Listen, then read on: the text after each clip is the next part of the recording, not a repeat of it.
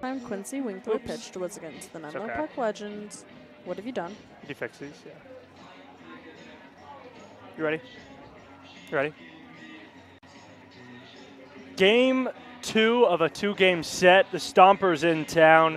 Welcome to the H&L pregame show.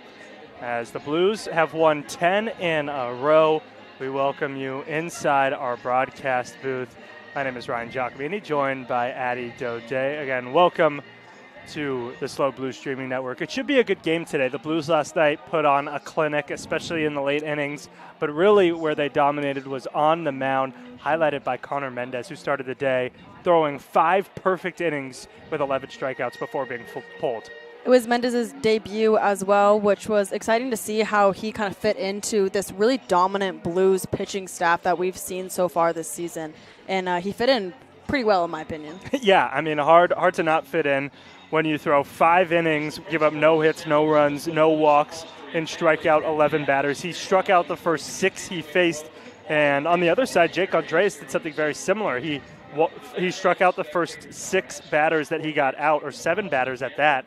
The only batter who kind of broke the cycle there was Brendan Comerford, who was hit by a pitch with 2 outs in the first. So very dominant pitching on both sides, but the Blues started to touch up Andreas a little bit early, and then they took him out and went to Alec Murray, and that was a breath of fresh air for this team. They were really able to get it going offensively in those middle to late innings. Yeah, we saw Mendez get taken out in the 5th inning, Bryce Padilla stepping up. Definitely a change of pace of the game at that point. You know, 2 different kinds of pitchers there. But we were able to see Padilla kind of work out of a difficult situation he put himself in the 6th inning. He the bases loaded, was able to get out of that relatively unscathed, no runs scored. So able to see a pretty good outing from him, and then rounded up by Mikey Rodriguez. But overall, the Blues able to capitalize on some of their at-bats, able to get a few runs across the board and keep the Stompers to no runs. Yeah, Mendez yesterday, we mentioned those 11 strikeouts. Let's take a look at that last strikeout he had before he was removed from the game. To the plate. Swung on and missed. 11 strikeouts for Connor Mendez. So, yeah, 11 strikeouts for him yesterday, and he did get a lot of offensive help. Middle late innings is kind of when that offense came alive. Blues scored a run in the 5th, as well a home run in the 6th for Miles Mader, his 2nd on the season, which leads all Blues players. And then they tacked on 4 additional runs in the 8th inning to give a little bit of cushion for Mikey Rodriguez, who ended up getting the save in that game. So overall, a very good game. The Blues have won 10 in a row. They have an 11-2 overall record in the CCL and sit atop the North. And sit pretty as well. Alameda behind them, but they have a few games on the Merchants, who come into town next week. Yeah, they just got off that 5-game road trip and have been able to show that even get off the bus, they can still be dominant here at home. That home run for Mader is always exciting, since you don't see that a lot here at Sinsheimer. So exciting for him, exciting for the fans and the team in general.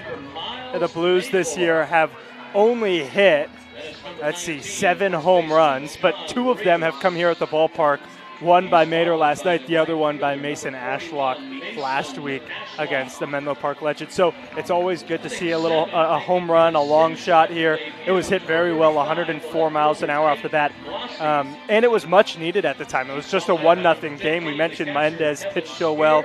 Padilla came in and pitched very well as well in those middle innings in 6 and 7, but there just wasn't a lot of offense that the Blues had early in that game. So getting an additional run there, I think, really boosted the team big time in those middle innings and shut out the Stompers. It was a 6-0 final. The Blues in their last 18 innings against the Stompers team have outscored them 16-0. So been dominant against the Stompers, but the Stompers will look to get their get back today.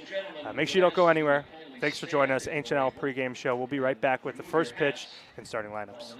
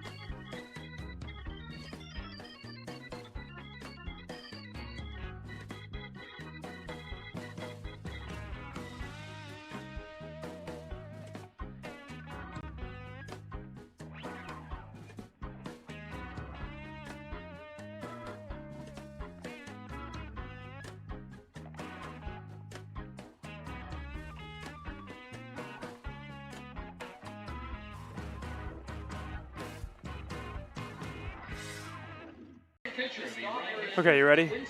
See. 5. The Blues welcome in the Stompers. Won last night, a 6-0 win, and they will bring out the big right-handed pitcher, Quincy Winkler, to start today, his 4th start of the summer and his 5th overall appearance. This year, 13 innings, 6 hits, 5 runs. They were all earned. 8 walks with 18 strikeouts. That's good for a 3 ERA and a 1.08 whip. Winkler, a big guy standing up there, 6'8" on the mound. A D1 bounce back from Cal Poly SLO, now pitching at West Valley College, and has had a very productive summer so far. Winkler's last start coming against the Menlo Park Legends, but on that road trip, so on Wednesday the 10th, he pitched 4 innings, faced 18 batters with 5 strikeouts, 4 walks, 4 hits, and 1 run scored. The Blues came out on top of that game, which just increased their lead, and it was the 4th consecutive win against the Legends, all led off by Quincy Winkler. He's kind of become the Wednesday guy for the Blues. His appearance prior to that was against the Sonoma Stompers team on the Tuesday game of that series. Used more in that midweek. He threw 5 innings, gave up a hit and a run with 6 strikeouts. Good outing for him in that game against the Stompers. That ended up being a 7-2 loss. 6'8", 245-pound right-hander is going to face the leadoff hitter, Trent Keys, left-handed hitter playing right field. As time is called by the home plate umpire, who will Mr. Martin has the balls and strikes Tony Bautista down the first baseline. Brian Ashbrook over at third. home plate umpire today, Justin Martin. Martin says play. Winkler comes. That Keys is looking ready in the left through. Batter's box. Let's rock. Winkler's first pitch is swung on and missed. First pitch at 6:03 p.m. 64 degrees, not a cloud in the sky. Trent Keys leading it off today, playing right field. Yesterday we saw him in the lineup hitting in that 6th spot at first. So switching up a little bit in the lineup and on the field as well today. Outside, 1-1. Funny enough, the lineup today doesn't feature Bryson Ayala, who was the only Stomper to get a hit in yesterday's game. Taking over at shortstop today is Kays Jaramalair, who will bat 9th. 1-1, a fastball below the knees.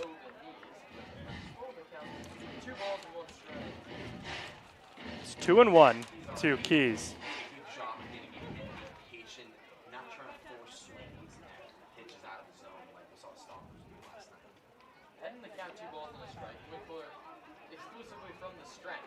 This one's fouled back. It's 2-2. Keys currently in the portal after a year at San Joaquin Delta College, originally from Oakley, California, spending his 2nd summer with the Stompers.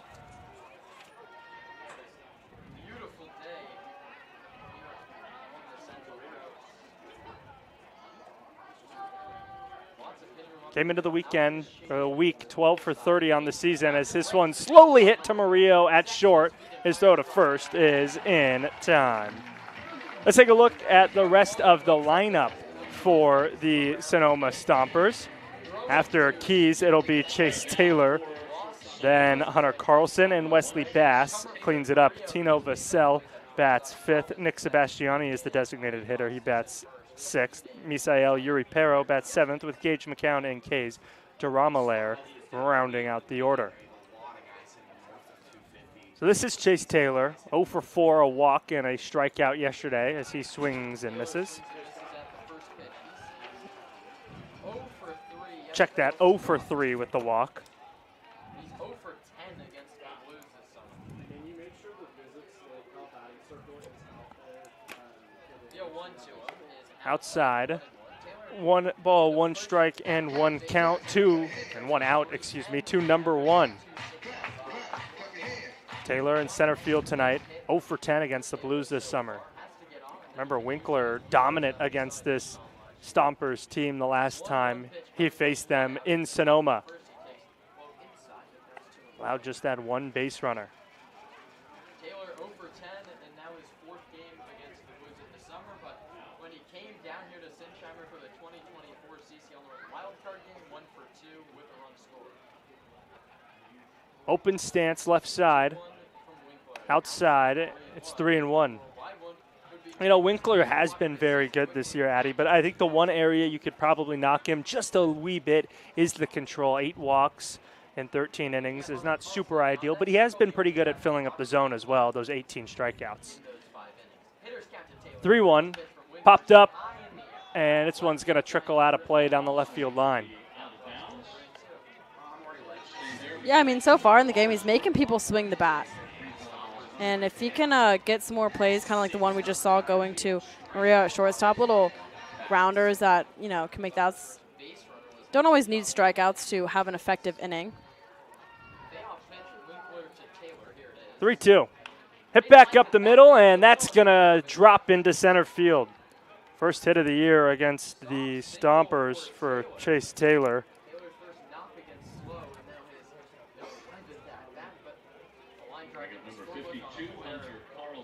Stompers have already tied their hit count against Winkler the entire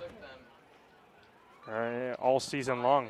Had 1 hit and 5 innings of work last year, excuse me, a couple Tuesdays ago against Winkler. This is the guy who got the hit. Hunter Carlson pops it up on the first pitch. Shallow left center field. Murillo backpedals. Now the left fielder, Blasi, will call him off to make the catch. Let's take a look at who's playing in the field behind Winkler and with Blasi. The other outfielders are Becker in center and Ashlock in right. Rivas plays at first with Alves, Murillo, and Comerford making up the infield with Kevin Spear behind the plate. And Miles Mader, who hit the home run yesterday as the designated hitter. New guys in the slow lineup that haven't faced Sonoma pitching yet. Wesley Bass, a hit and run on the first pitch as Taylor was taking off.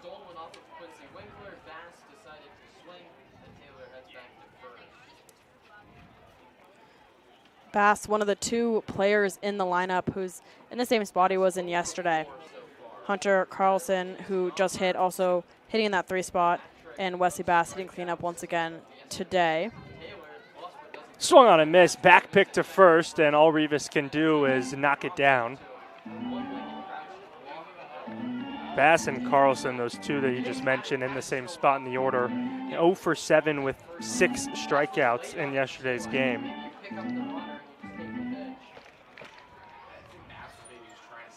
Carlson, a Panther from Georgia State, batting just shy of 390 coming into the midweek series. Up and outside, 1 ball and 2 strikes to the left fielder. And excuse me, those were Carlson's stats on the summer. Bass made his debut yesterday for the Stompers in that 0 for 3 outing. Runner goes, swung on and fouled back.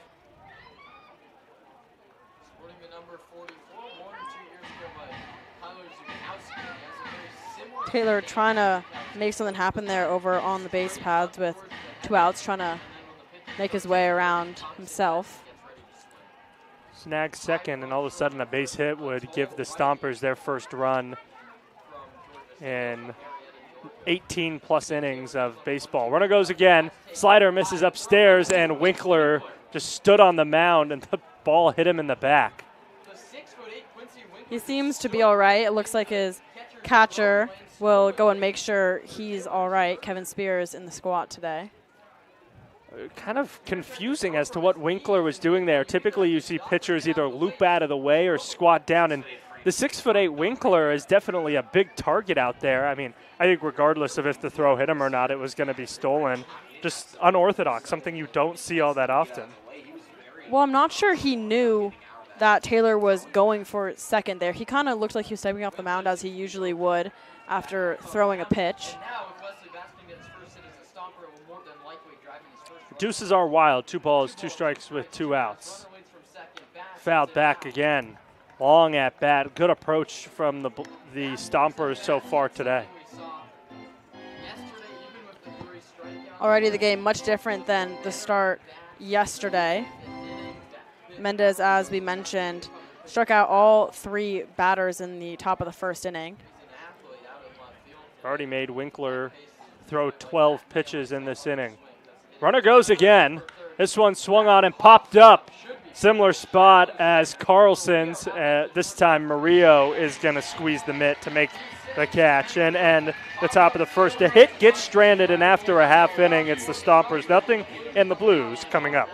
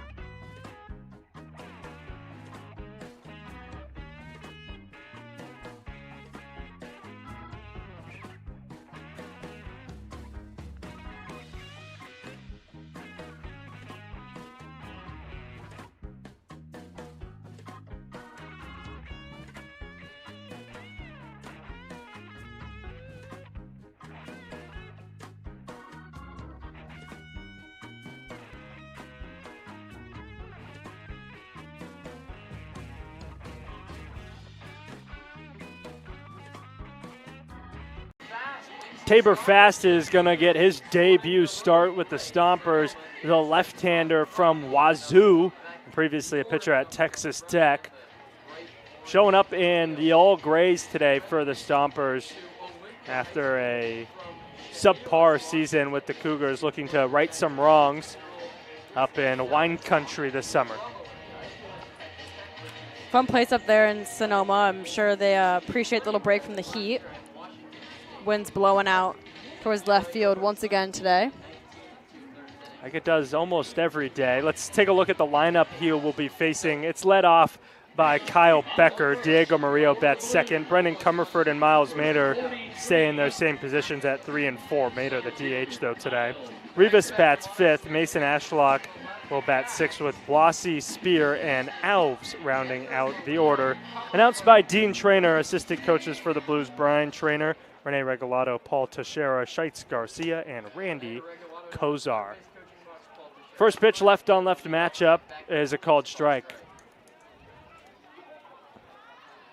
Fast 2 years with the Red Raiders of Texas Tech. As he pumps in another strike.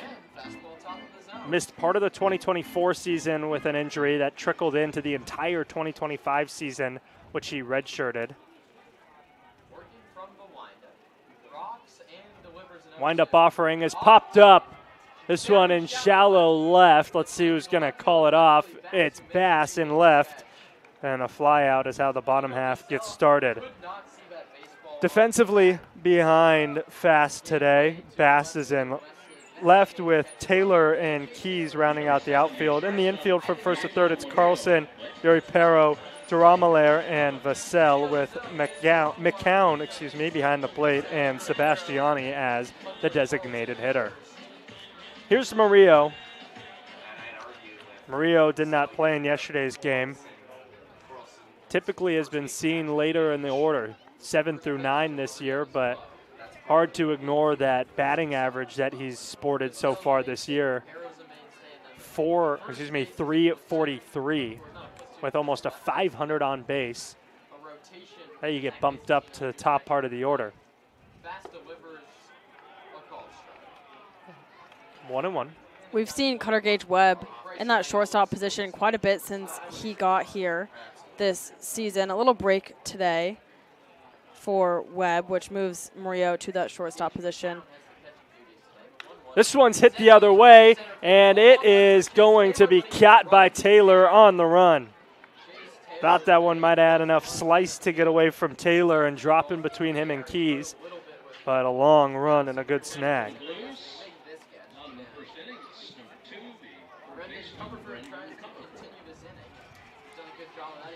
gives Brendan Comerford a chance.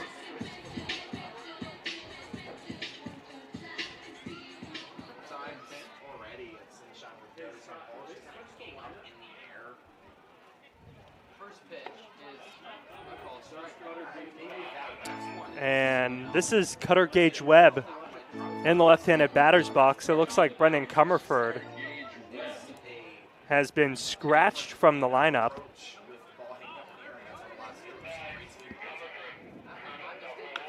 This one's hit foul.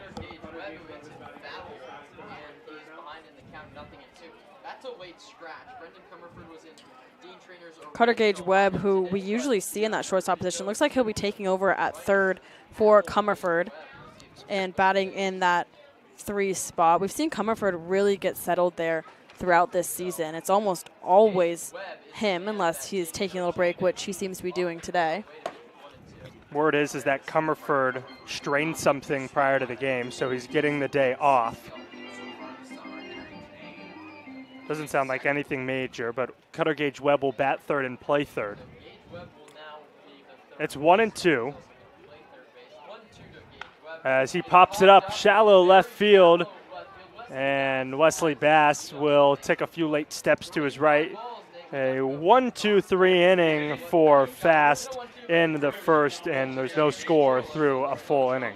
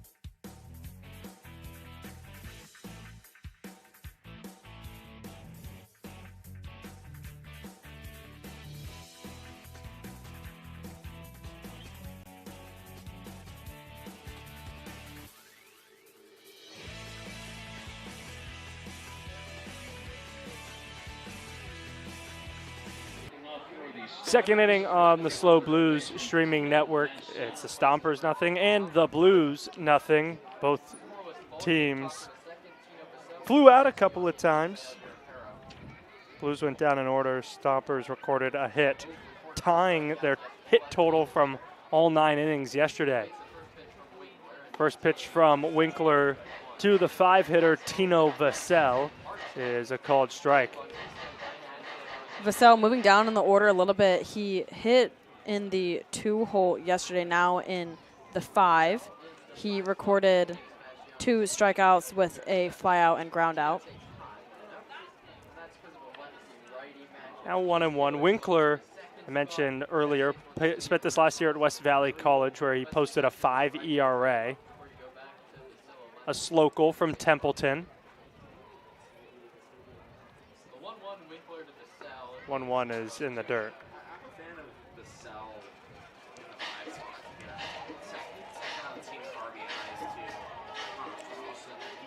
Vassell coming into the midweek, 8 for 29 with 7 runs batted in. Swung on and missed. Deuces on the scoreboard with Vassell at the plate. The Don from the University of San Francisco looking to provide some leadoff spark. A 2-2 is a called strike 3. First strikeout of the day for either team.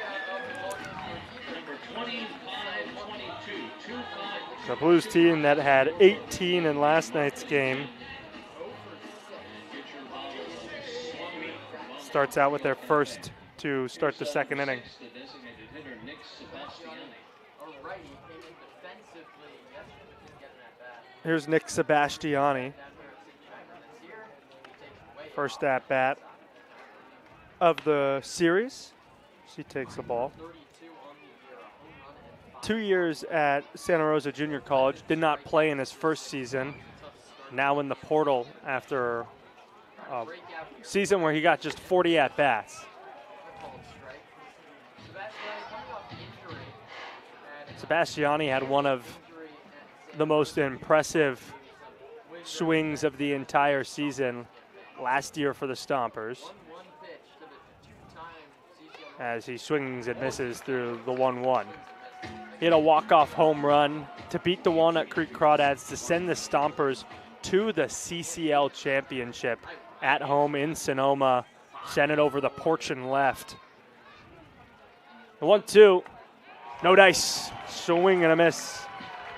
2 strikeouts in the inning for Winkler to kick it off. We'll see if your Pero has better luck. Winkler just needing an inning to calm down, kind of get into his groove back here at Sinsheimer. He's, as I mentioned, his last appearance on the mound being away. It doesn't even look real looking at it in your slow. This one is lined but right at Alves, and that will do it for the inning. 2 strikeouts and a 1-pitch line out is all that happens through 2.5. It's still 0-0.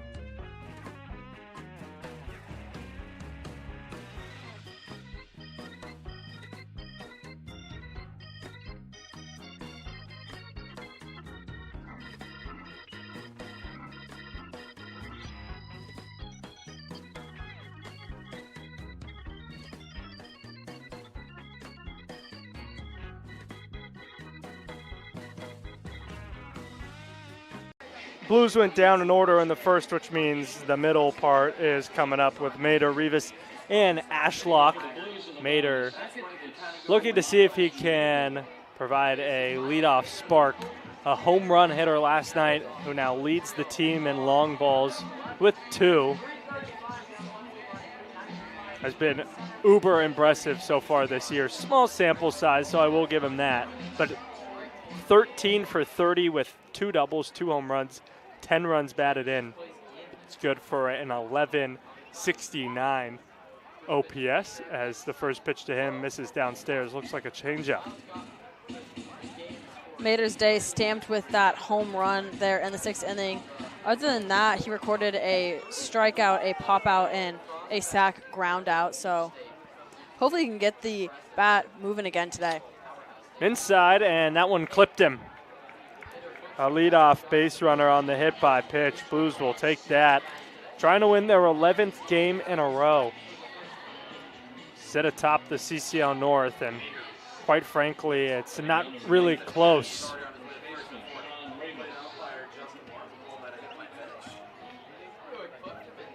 Merchants sit in second place with a 6-3 record. The Blues 11-2 overall, followed by the Crawdads and then these Stompers in fourth place. Top three make the CCL playoffs as the first pitch to Rivas misses low.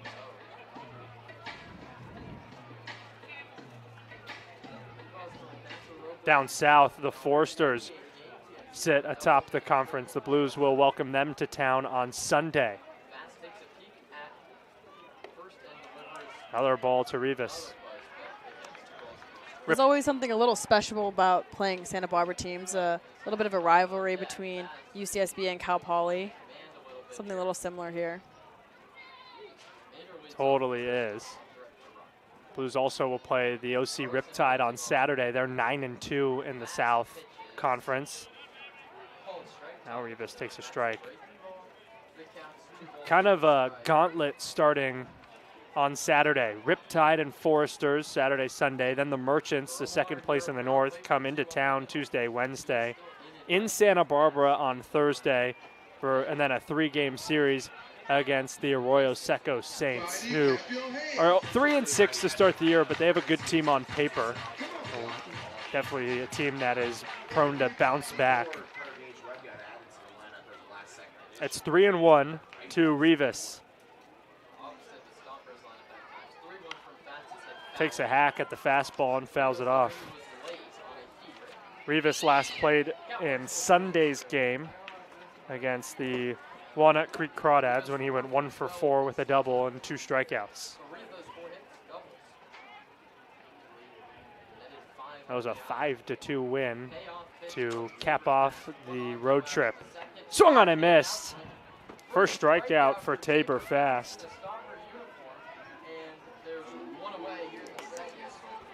One away now with the one on in Mater for Mason Ashlock.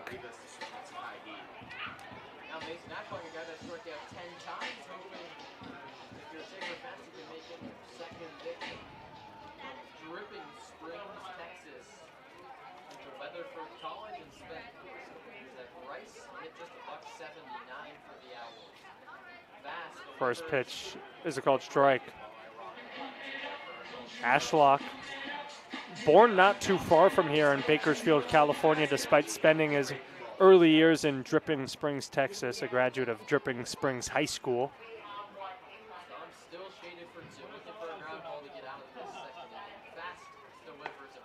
Upstairs, aces free, a ball, a strike, and an out to the right fielder for the Blues. Ashlock yesterday went 2 for 3 as the designated hitter, jumps up a spot in the lineup and gets to play in the field. Kosei Suzuki, who was in right last night, getting the day off. This one is swung on and popped to right field. Going back is Keys. He now settles under it to make the catch. 2 away. Tate Blasi coming up. Blasi making his debut here at Sinsheimer. Played in a few games on the road. Excuse me, just 2 games on the road. Recorded 10 at-bats and went 2 for 10 in those ABs. Yes, last game played being against the Walnut Creek Crawdads on Sunday. Sorry, on Saturday. Recorded his first hit with the Blues, a single in the 4th inning. 1 for 5 in both of the games that he's played in as he takes a strike.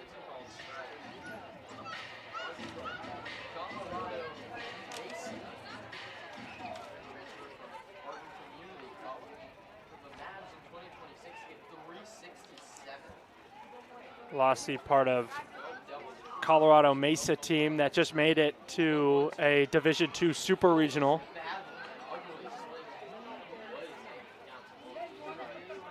Blasi made his debut in San Francisco. First game of that 5-game road trip on Wednesday. Top of the hit in that game. He was hit by a pitch. Or excuse me, that was the second day of the road trip. Then played 2 days later against the Crawdads and also went 1 for 5. Joining a team at the right time. Blues team that's won 10 in a row as Blossy nubs this one past the pitcher. It's a tough play. The throw to first is going to be in time. Athletic play by Tabor Fast. Who said pitchers aren't athletes? As Fast runs off the mound to make the inning-ending play. To the third we go, nothing on the board yet.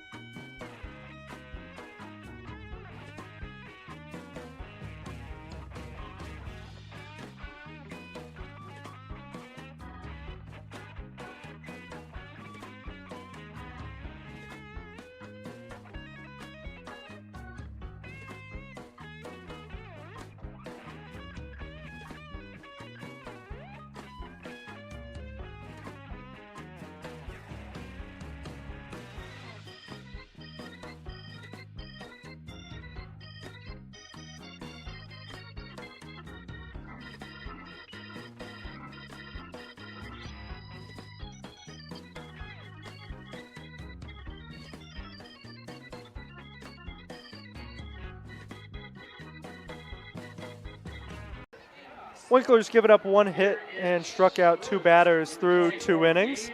He faces 8-9-1 here in the third. Ryan Giacomini, Addy Daudet. It's a beautiful Wednesday evening. The Blues back home for a pair before they hit the road tomorrow to take on the Academy Barons. As this one is popped up and will one-hop the snack shack directly below the press box. Don't worry, I'll be on the road tomorrow as well, so you can watch the game if you'd like. 6:05 first pitch down in Compton, California. Slider misses away. Your first road trip for the season. Yeah, first one.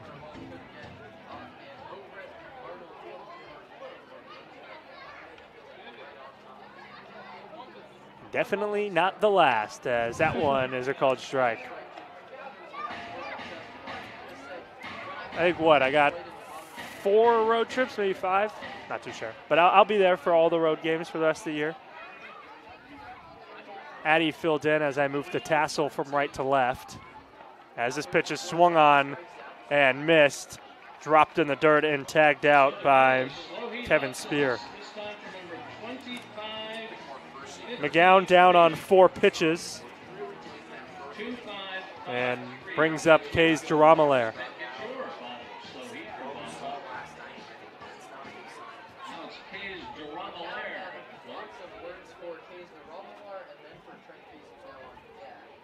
Duramaler, a rising junior in the portal.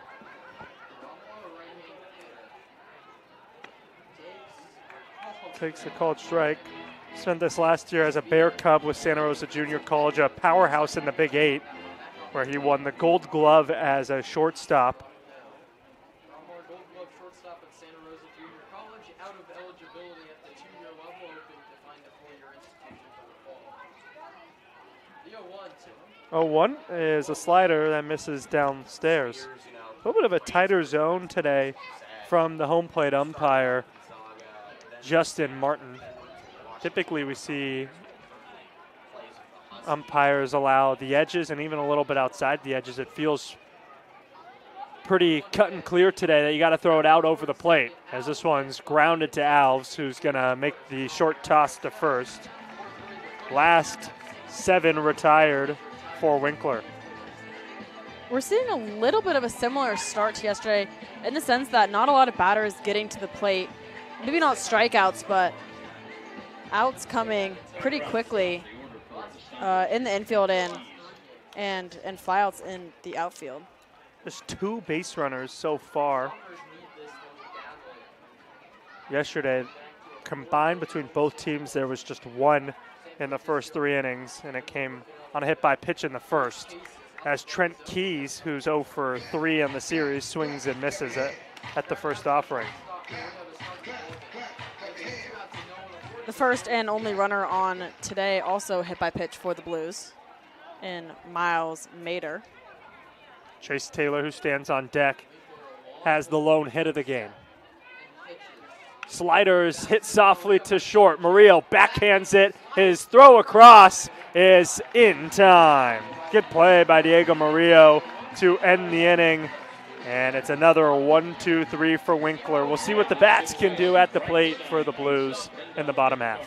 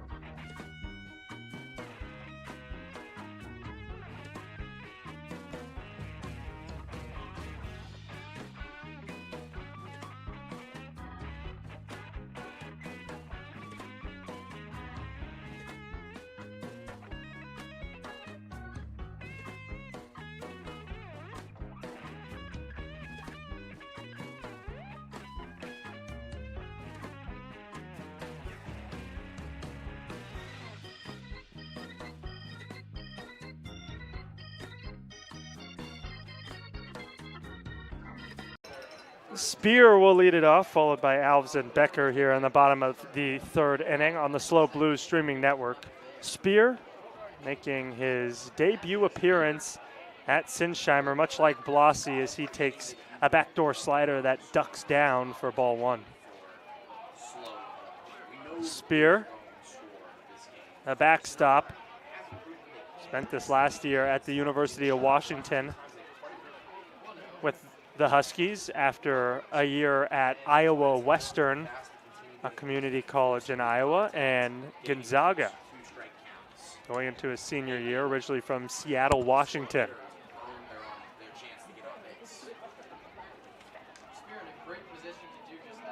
2-0. Called strike, inside part. Spear's last appearance at the plate was against the Walnut Creek Crawdads over the weekend. That first Saturday game, he recorded a hit, a RBI ground out, a strikeout, and an error. Got him on base and eventually brought him around in the 9th. 2-1 slider, and it's a called strike 2. Spear, first year of college with Gonzaga, did not play. Had his first collegiate at-bats in 2024, where he went 4 for 24 with 1 extra base hit. Here's the 2-2. It's down and away. 1 year of community college ball. he was very solid. A 294 average with over a 900 OPS, highlighted by 1 home run and 8 doubles. Payoff is bounced at the plate, foul. McCown, meanwhile, just finished his freshman season. Was more used as a pitcher, the catcher with CSUN. So, they kind of have to learn each other and pass nosily at once. That's why you can see probably a lot of wave-offs. Spears, one of the many catchers for the Blues staff. We've kind of seen the catching position rotate quite a bit. Thankfully, many of them competent behind the plate as well as on the base pads. Spear draws a leadoff walk.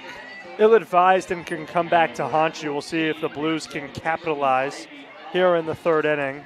Took them 5 innings before they scored their first run yesterday on a sac fly from Cesar Chavez, who's not in the lineup today. Here's Alves, who's getting a second day in the lineup after recording a hit in 4 tries yesterday. Also drove in a run on that hit.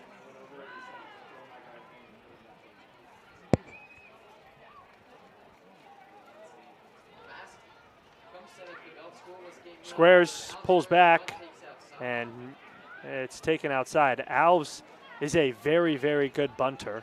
We've seen that over the last year plus with the Blues. Actually from Fallon, Nevada, a right-handed hitter. See if he squares again.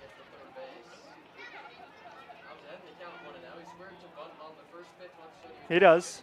Pulls it back, and it's another ball. Recorded his first hit of the season yesterday in the 5th inning, his second at bat.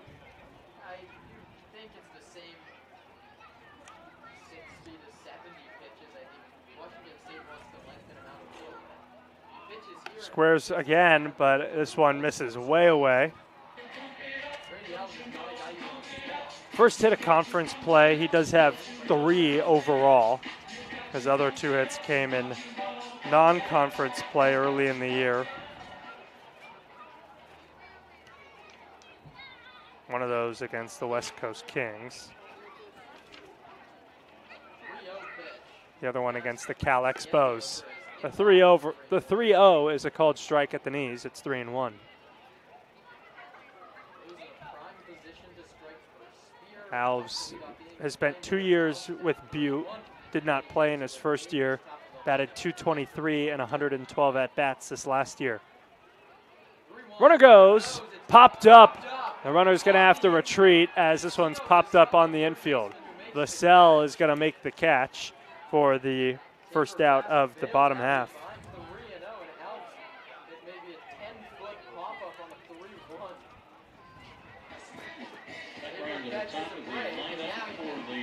Wraps it back to the top of the order for Kyle Becker.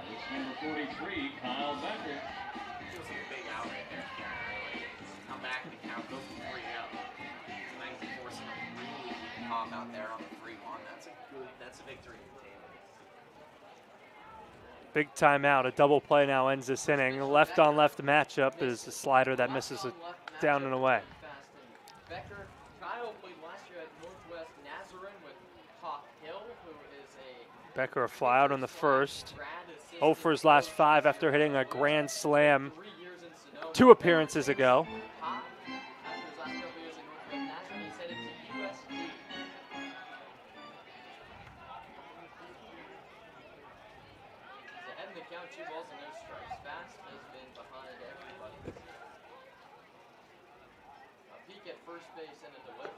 Another slider misses away. It's 3-0. Becker's grand slam against the San Francisco Seagulls in their first showing in San Bruno. Coming at a pretty perfect time. The score was tied 3-3 until his grand slam in the 6th inning, which gave the Blues their first lead of the game and led them to a win.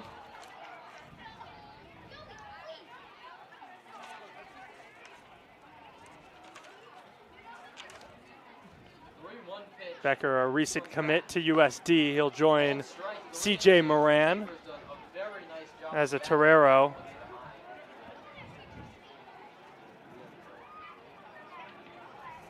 Wouldn't be surprised if Spear runs on this pitch. Tries to take off 3 balls, 2 strikes with 1 out. Runner on first is Kevin Spear, and it's another walk. Ball 4 to Kyle Becker. 2 on with 1 out for Diego Murillo. Diego Murillo comes up in an RBI. Coming to the plate now for the Blues, number 7. RBI spot. Blues looking to get on the board earlier tonight than they did yesterday. 12 on base, 7 RBI. So I just mentioned, took them 5 innings yesterday before scoring their first run. Strike first. First time 2 runners have been on the base pad so far in today's game. Second and Becker from first. They both walk. Both on from a walk. Bass takes a peek out at the runner at second. First pitch to Murillo. All red accessories for Murillo. Red batting gloves, red bat. With the Blues wearing their white pinstripes today. Murillo's sporting the high navy blue. No hold at first, soft hold at second base. Runners go. The throw is going to go to second base. Becker is tagged out. That's the 3rd time this season the Stompers have thrown behind the play on the double steal, and it's worked every single time. Kevin Spear goes Makes sense. I mean, Spear has good speed. So does Becker for that, for a matter of fact. But he kind of got a delayed jump because all he's doing is reading the runner from second base, and he has to wait. It's kind of a delayed reaction. Spear goes, and then Becker realizes it and then takes off. have to always get the lead runner on the steals, and he got It's a big time out because now there's 2 outs, and the pitcher can move back out of the windup as this one is roped to Giacomini at short, and the throw is in time. So the 2 walks and no damage for the Blues, and it's still scoreless after 3 complete innings.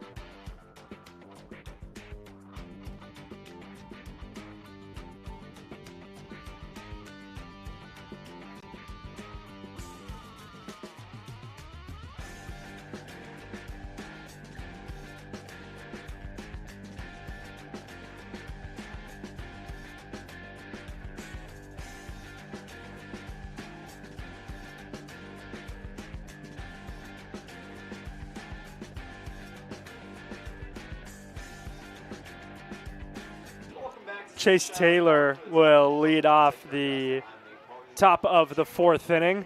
It's a 0-0 ball game. Neither team able to put anything across. Blues still looking for their first hit, but it's the Stompers up against the starter Winkler. Out of the stretch, his first pitch is off the end of the bat and popped up shallow center field. It's going to be Becker who will call everyone off, and 1 pitch, 1 out. Good start for the starting pitcher who's thrown now 39 pitches.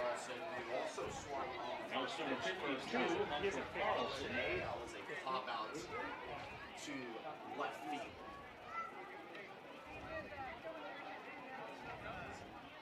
Second time facing Winkler has only given up just that one base runner in the first. It was Taylor.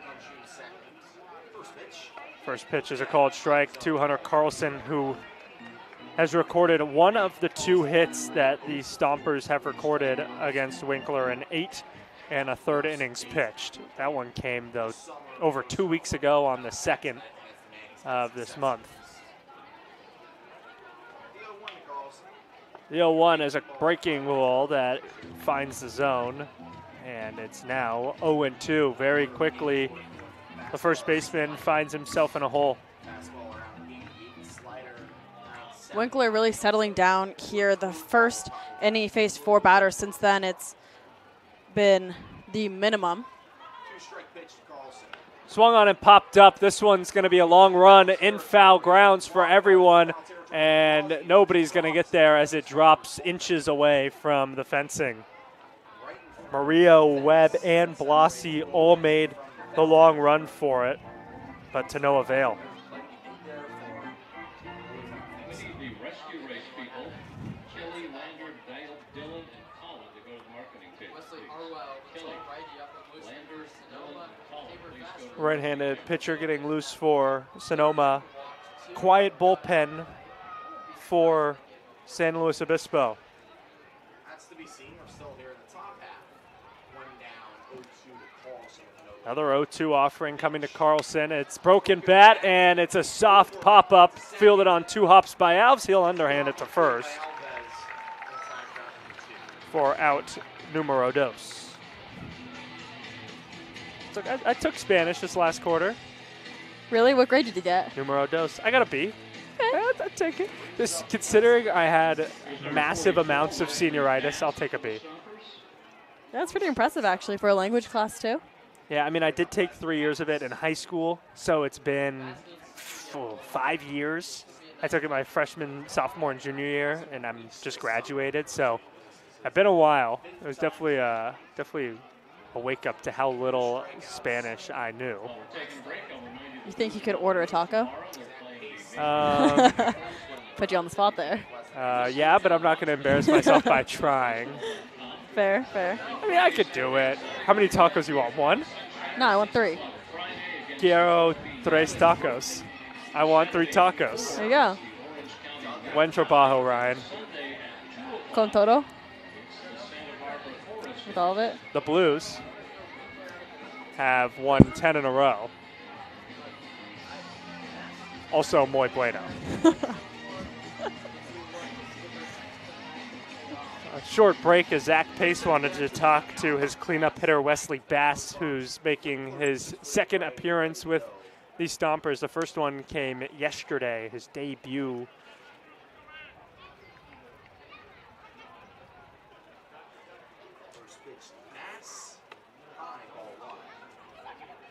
Bass takes the first pitch upstairs, and I feel that maybe the conversation to Bass was, hey, let's just be a little patient at the plate. Let's make Winkler throw a couple of pitches and see if we can work that pitch count up a little bit. It's 1-0. He takes another pitch, but this one's a called strike. Yesterday, the Blues only going 3 deep in their bullpen. On the other hand, the Stompers going 5. I'm sure Stompers hoping to see a couple more arms come from the Blues bullpen today. Popped up, foul ground, running Rivas, and he'll catch it just in front of the foul ground warning track. That is now 11 in a row in the 3rd straight inning that Winkler has put down the Stompers in order. And we'll see if it's any momentum for the Blues at the plate in the bottom half of the 4th.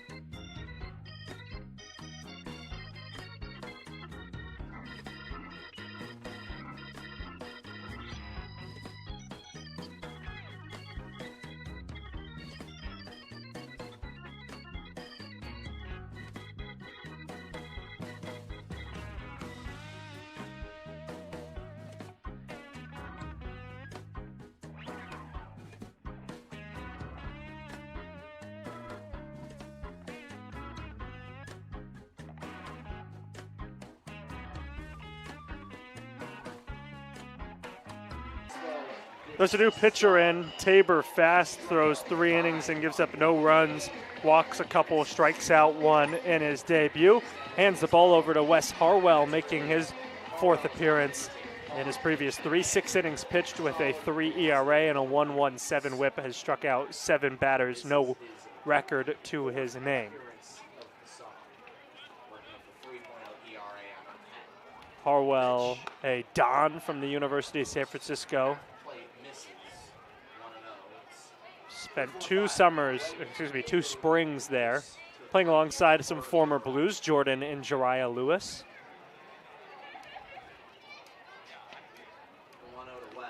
1-0. Webb triggered, but takes it high. 9 total innings pitched with the Dons. He's given up 17 runs, 16 of them earned. 15 walks to 3 strikeouts in 9 innings.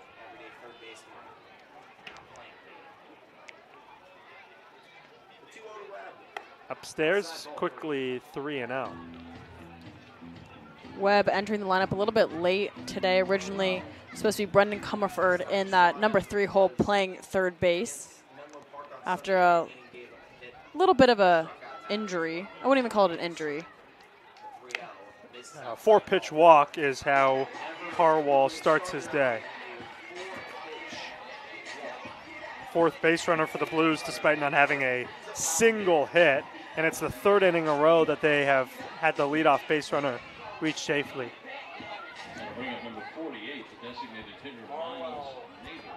Brings up the cleanup hitter and designated hitter, Miles Mader.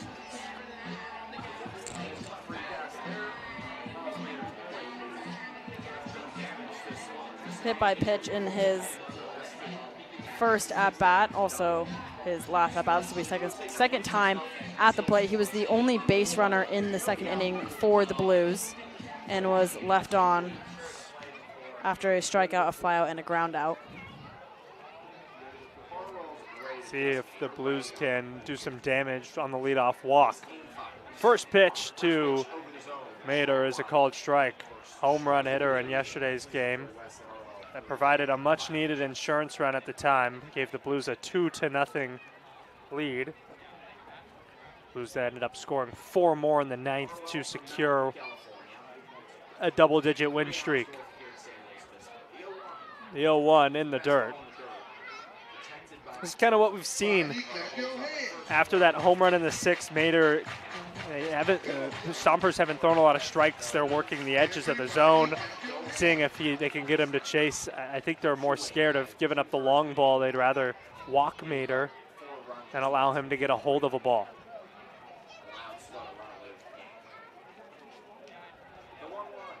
1-1 misses away, and it skips away from McCown, and Webb takes advantage, getting to second base on the wild pitch. Advance for Webb on the wild pitch from Harwell. It's now 2-1. Oh, another RBI opportunity for the Blues, who went 0 for 1 in the 3rd inning with runners in scoring position. Runner in scoring position with nobody out here. Conversation now between McCown and Harwell, who just came in the game. It's 0-0. The Blues and the Stompers here at Sinsheimer. The Blues, starting yesterday, played 12 games in 13 days. All but 2 of those games here at home. 2-1. Is swung on and lightly hit to third. Coming in is Vassell. His throw on the run is high, but the first baseman Carlson lands on the bag for the out as Webb moves up to third. Athletic play by the first baseman, able to retrieve the ball from pretty high in the air. You saw him kind of get some air there on that jump. Able to get back down before Mader touched the first base bag. Nevertheless, moving Cutter Gage Webb to third base, just 90 feet away from bringing in the first run of the day. And here comes Mike Munez, the pitching coach, with another right-hander starting to get loose for the Sonoma Stompers. Richardson. Sean Rivas is the batter looking to drive in the first run of the game for either team. Not a very offensive game last night, especially if you eliminate the 8th inning.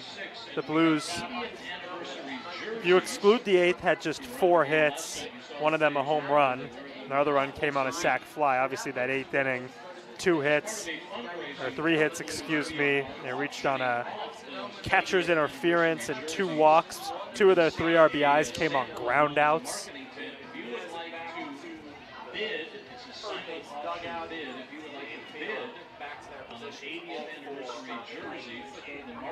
Stompers bringing 5 arms to the mound yesterday. Their leadoff, Jake Andreas, going 4 innings. The leadoff stayed fast, going just 3. So similar timing. The infield will come in. Small lead off third for Webb as the first pitch misses inside to Sean Rivas.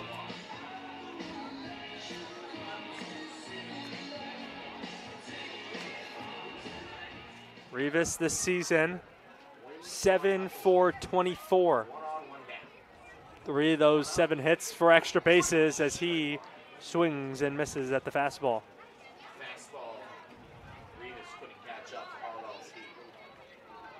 Webb over there on third. A sac fly or a base hit will score him.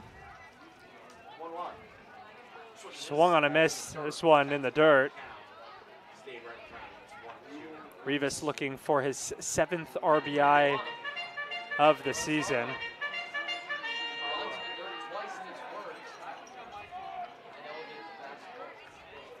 Struck out 5.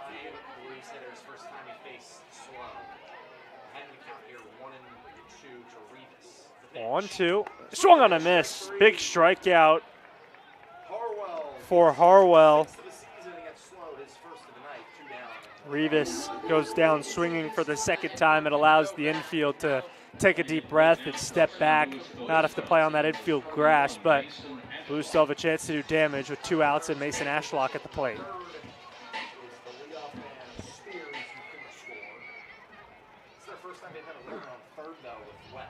Blues still haven't capitalized on leadoff base runners in each of the last 3 innings. No hits so far today. It did take the Blues 3 innings and some change to record their first hit. It was actually with 2 outs in the 4th, just like right now. This one is a called strike to Ashlock. It's now 1-1. Ashlock with a fly out in his first at-bat to right field. Would have been a useful at-bat had there been only 1 out on the inning. Inside. Ashlock 10 for 42, 2 doubles and a home run with 7 runs batted in, looking to add to that total.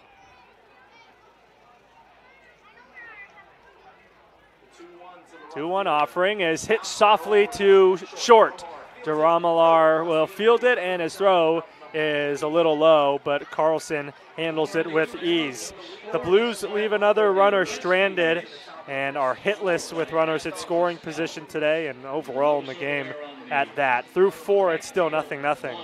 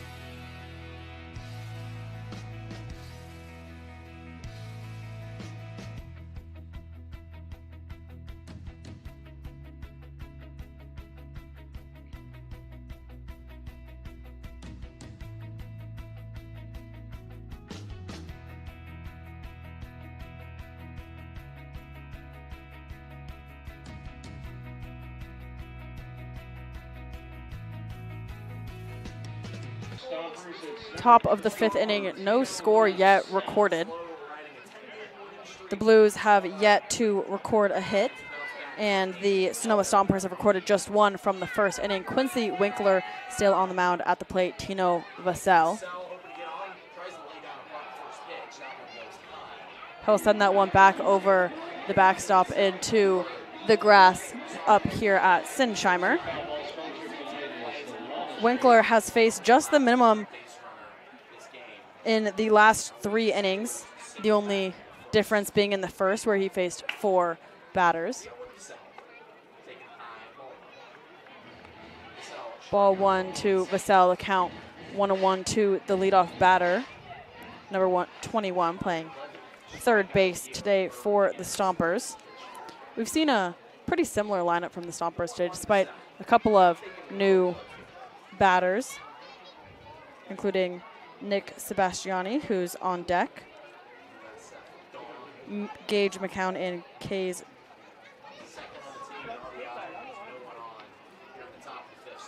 The count 2-1.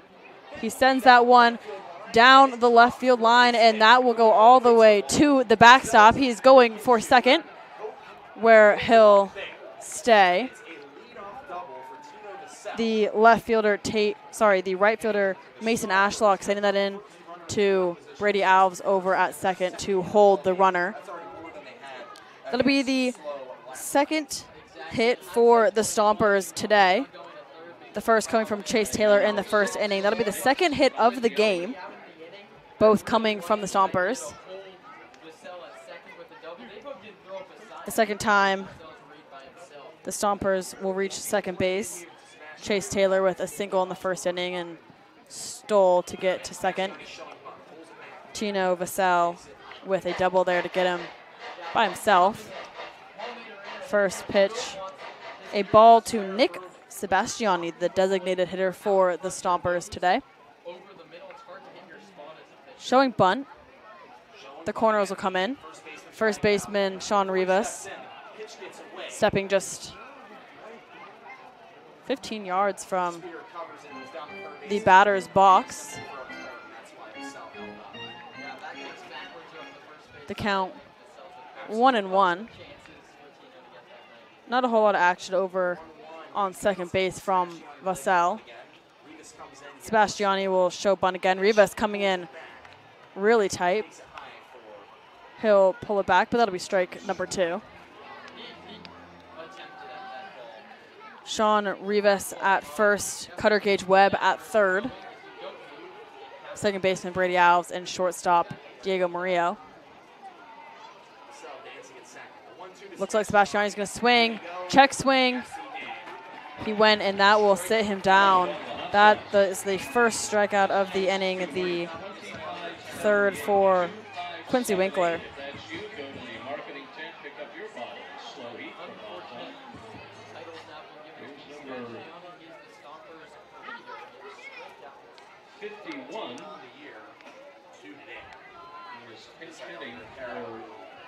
That'll be a pinch hitter for the number 7 hole Marcel Uripero. Bryson Ayala will step into the 7 hole wearing number 51.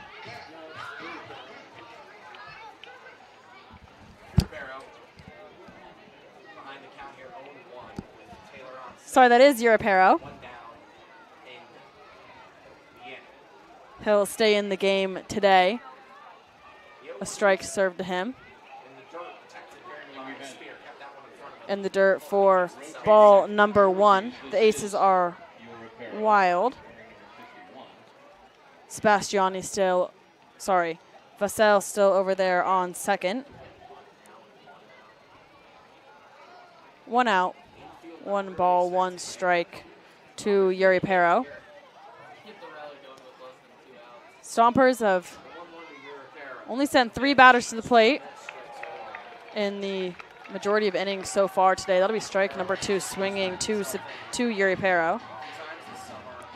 Vassell getting a little bit more active out at second base. You can see him dancing around. Diego Murillo staying with him.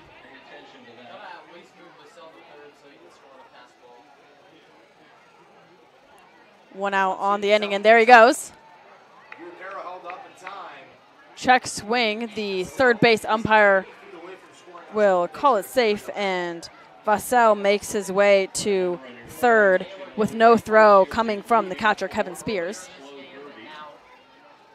The count now 2-2 to Yuri Pero. For the first time in the game, the Stompers have a runner just 90 feet away from making this game interesting. And that'll be called strike number 3 to Marcel Yuri Pero. Back-to-back strikeouts for Quincy Winkler couldn't have come at a better time. Strikeout, pop out, fly out, ground out will end the inning undamaged for the Blues. And that'll be Gage McCown, the catcher for the Stompers, who will step to the plate. His teammate just 90 feet away. First pitch, low and outside for ball number 1.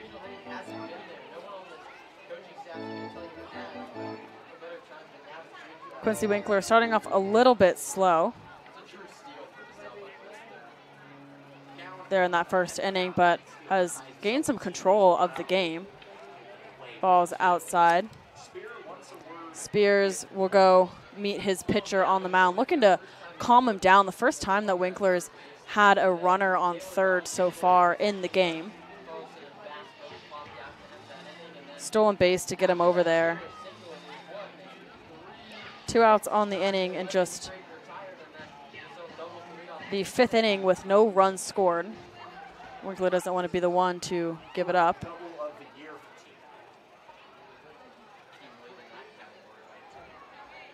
McCown ahead of the count, 2-0. The pitch swung on and sent towards the right field side. That'll be out of bounds, and Ashlock will not be able to glove it. That'll be the first strike on McCown in the at-bat. That'll send Vassell back to third base. And Winkler, another attempt at ending this inning. Ending this top half of the inning. Count 2-1 with 2 outs and a runner on. Just the second time the Stompers have had a runner on base so far in the game today.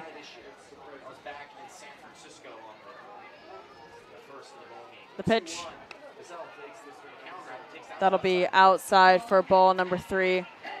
Great frame attempt by Spears, but will not confuse the home plate umpire. Count 3-1 with 2 outs. Winkler looking to make something happen here. The pitch swung on for strike number 2. Quickly, the count is full to McCown. Winkler taking a breath up on the mound, hoping to finish this out unscathed here in the 5th. Giving up just the second hit of the day. The pitch hit right up the middle. It hits Winkler, but is gloved by Brady Alves, who sends it over to first base. The throw will be low and get away from the first baseman, Sean Rivas, and that will put Gage McCown on first base. That'll be an error to Alves.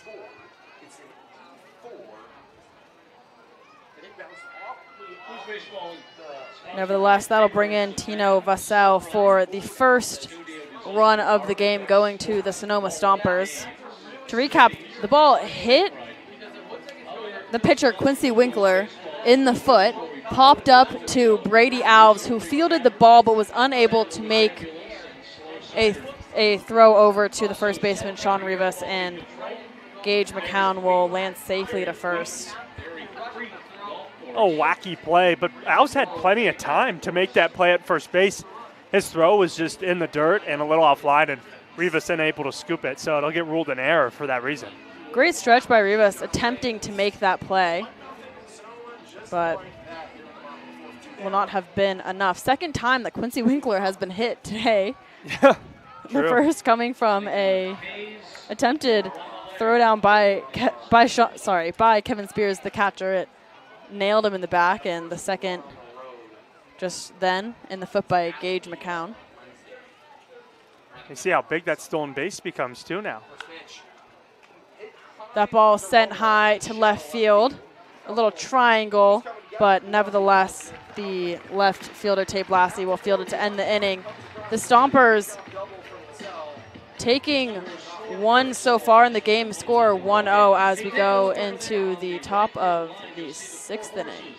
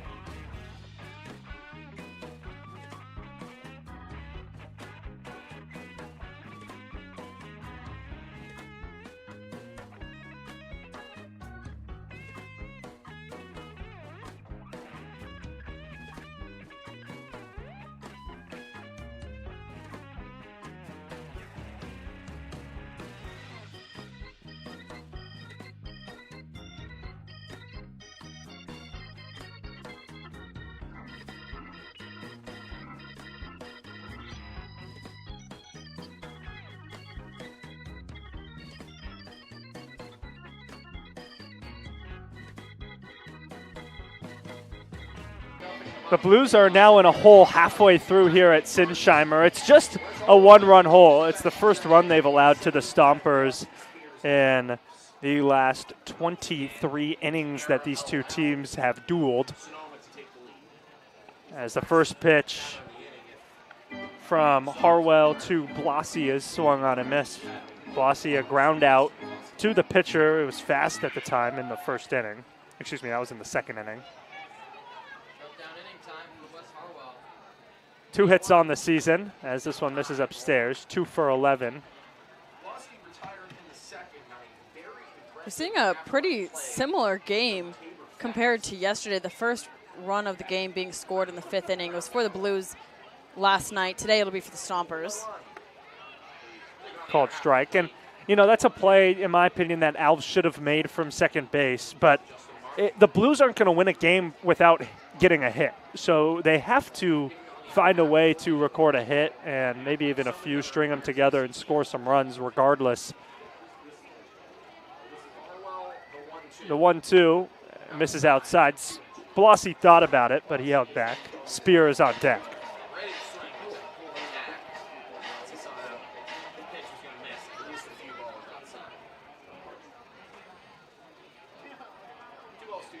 Two and two. Left fielder Blassie's going to pop this one up. Shallow right, and trickling into foul ground is Carlson, who will make the catch. 4 retired in a row. The Blues still looking for their first hit. Almost 2 full trips through the order. Next up, number 15, Kevin Spear. Kevin Spear walked and was stranded on third in the third. The Blues have had the leadoff base runner reach in the second, the third, and the fourth, but are 0 for today. No hits to show for it, and no runs either. Waggling the bat is Spear, who squares to bunt and takes it outside.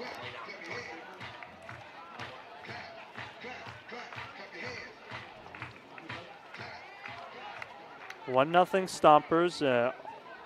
Run scored on an error in the top of the 5th. Spear, this one is going to drop into center field. First hit of the day from the Blues. Breaks up the no-hitter in the 5th. And Spear has reached base safely for the 2nd time today.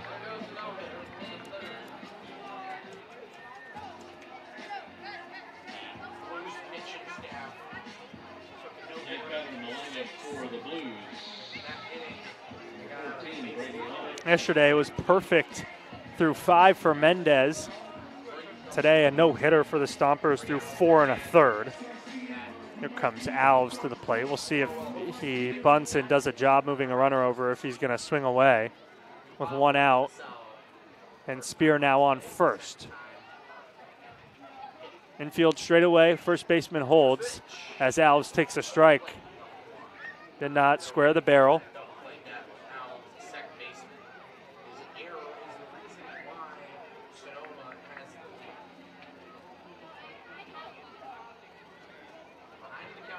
Alves slightly open, waggles the bat, taps the front foot, runner goes. It's swung on and chopped foul down the 3rd baseline.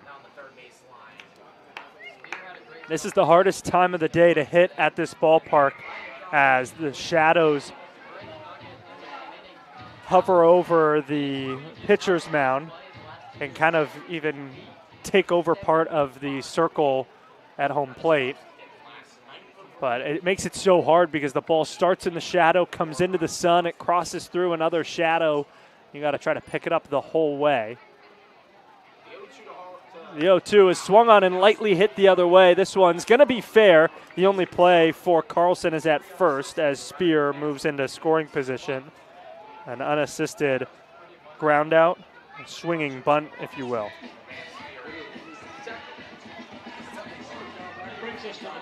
Kevin Spears over to second, bringing up the top of the order in Kyle Becker, who has recorded a flyout and drew a walk in his 2 at-bats so far on the day. Spears looking to capitalize on the lone base runner, Kevin Spears. Becker, a big hitter. We saw his grand slam over the road trip in San Bruno. First pitch to the lefty bounces off the front leg. Becker, the leadoff hitter, looking to see if he can score the first run for the Blues today. Stompers have their first lead of the series after falling 6-0 yesterday. Becker, a grad transfer who just announced his commitment a little over a week ago to USD. After a year at Division II Northwest Nazarene. This one outside, it's 1-1. This last year with the Nighthawks, Becker had a great year, .391 average with a 146 OPS, a 1046 I should say. A ball and a strike, first time he's faced a righty today, as he takes a huge hack through the fastball. Wes Harwell is out there for a 2nd inning of work fast. The lefty started the game. Drew a walk in the 3rd, flew out in the 1st. A hit would score a run. Good speed at 2nd with Spear.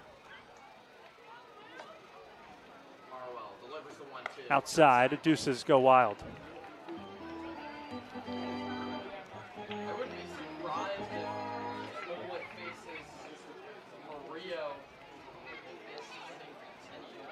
Spears already with 2 stolen bases on the day. His first coming from. Here's the offering, outside 3-2. Full count with 2 outs. We'll see if they work around Becker here to face Murillo. Murillo's also been a very dangerous hitter this summer. 7 driven in with a 343 average. Here's the offering. Swung on and popped up. This one's going to get out of play into the grass section.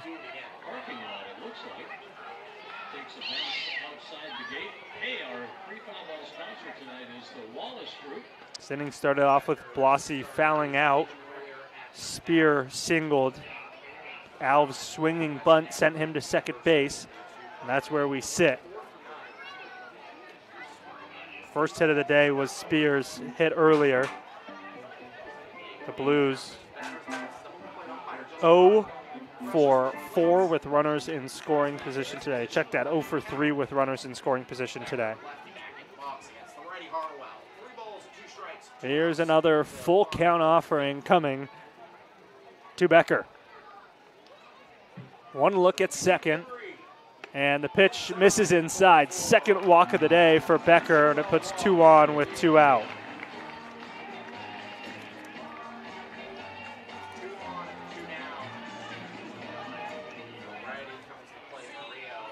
Bring it over 7, Diego Murillo.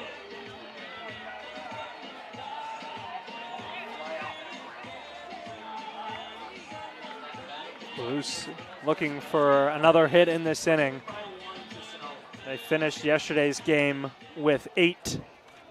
Just 1 so far in today's game. A gap-to-gap hitter with Murillo, who knows how to touch some outfield grass. First pitch is swung on and missed. Murillo, a 300 hitter with the Blues last year, topping that so far this summer.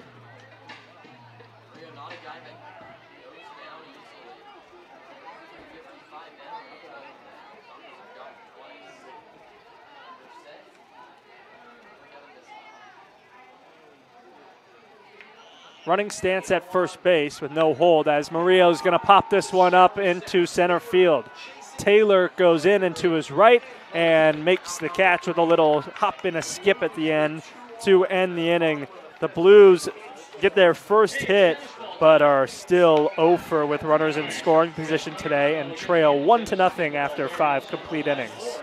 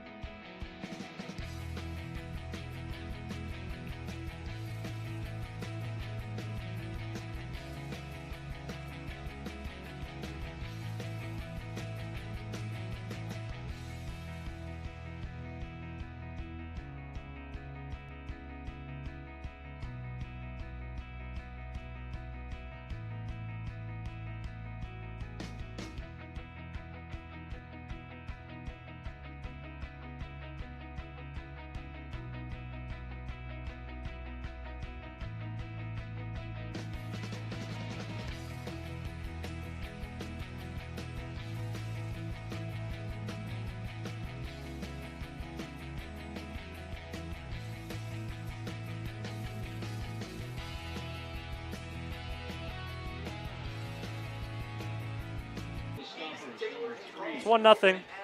Blues trail for the first time since the 2nd of June against this Stompers team. Fourth matchup, I should say, against these two teams this season as Keys fouls off the first pitch. Keys a couple of groundouts to short. 2 hits for the Stompers, 1 for the Blues, and the big difference maker right now, a 1 in the run column, as the 0-1 is fouled off the hands. Didn't fully swing at it. Check swing. Goes into the netting above the Stompers dugout. It's a beautiful night at Sinsheimer. Got a little fog last night that rolled in from the coast tonight. That's going to stay a little bit further to the north.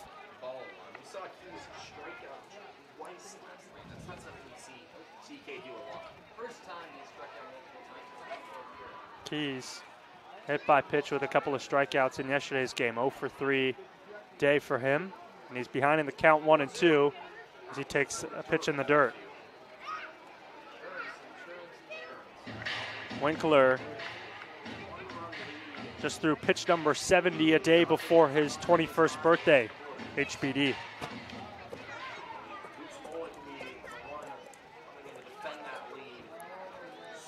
I don't usually abbreviate happy birthday. Took me a minute to get that. Yeah, no, I think I always do. The other way, long run, Murillo, backhand, no throw, an infield hit will lead off the 6th. Something I picked up from my partner and my pal, Nate Mills. I pick up a lot of my vocal stems, honestly, from him because we spent 2 full years together right here in these seats. So. HBD.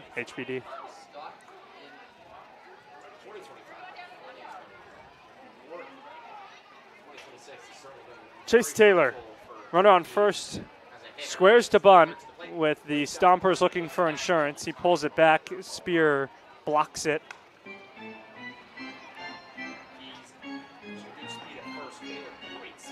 Winkler 5 strikeouts in just as many innings pitched. Gave up the first run of the game. It was unearned, however, in the 5th. Squares to bunt again. This one's popped up. Rivas can't quite get there. A long run for him, just out of reach.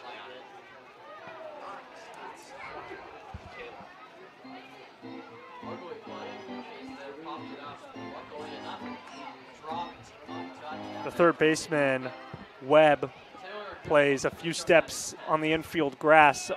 Now charges in hard as the bunt gets shown, and this one is going to be a ball, and the runner moves to second on a stolen base. Huh, I've never seen anything like that before. I thought that was for sure fouled off.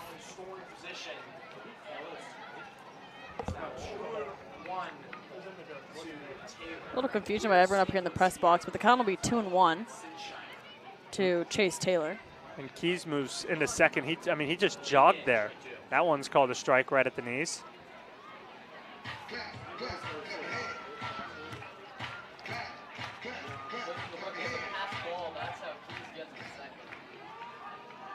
Strikes, nobody out to Chase Taylor. Advance Keys to 2-2 slider. Yes, he did, says the home plate umpire. 6 strikeout for Winkler. We'll take it. Number 2645. 2645. With the marketing ticket, Toronto slow heat from Von Talbot for your campaign. And we'll bring in Hunter Carlson.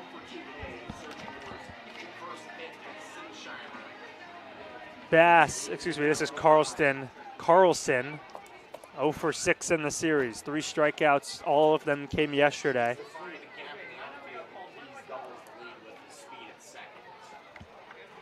Stompers by 1, looking to extend as the first pitch. And yes, they did on the appeal to the third base umpire.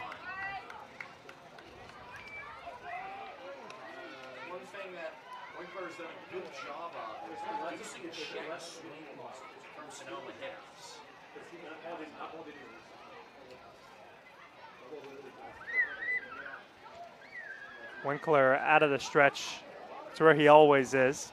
And now with the runner on, has to take a couple peeks at second base before coming home and misses down low to Carlson.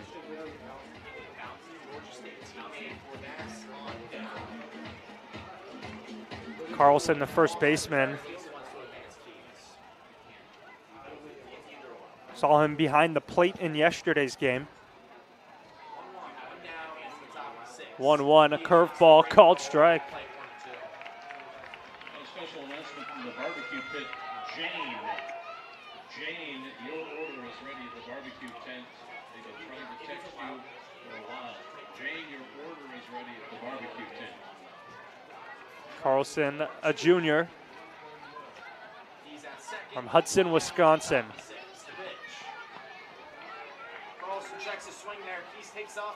Did he go? Yes, he did, says the third base umpire, as Keys goes to third on a wild pitch.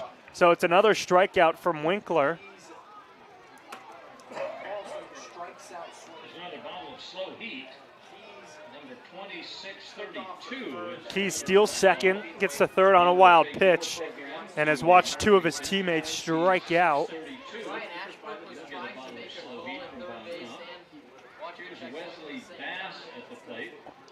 Here's Bass, also hitless in this midweek series.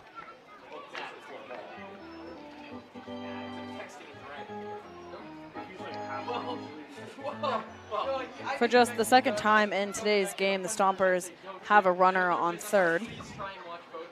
The last time it was Tino Vassell who came in to score and put the only run of the game up on the board. Honestly, a pretty similar situation. That came up in the fifth inning, but it was a leadoff double, a stole third, watched two teammates strike out, and then scored on an error.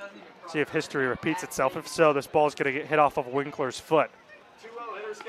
Swung on and missed. Bass thought he got a fastball he liked in the 2-0.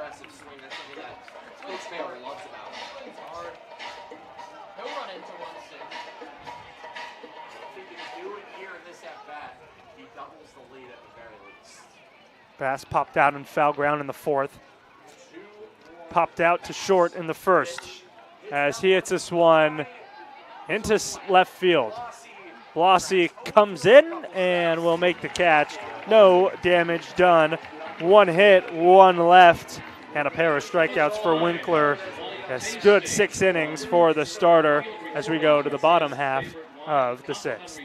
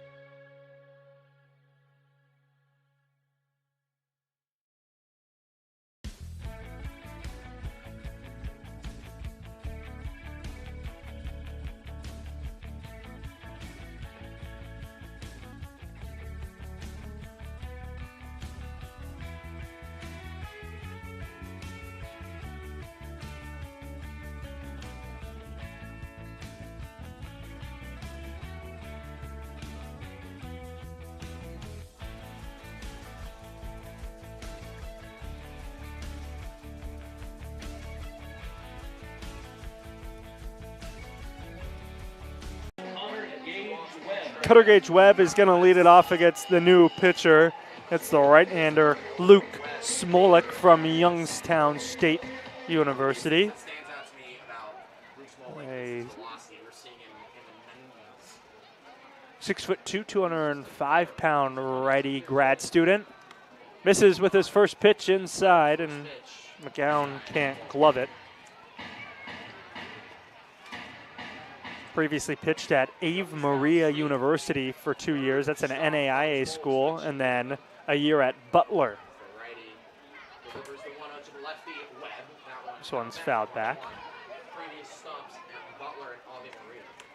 His last season with the Penguins of Youngstown State. 580 ERA with a 1-4 record.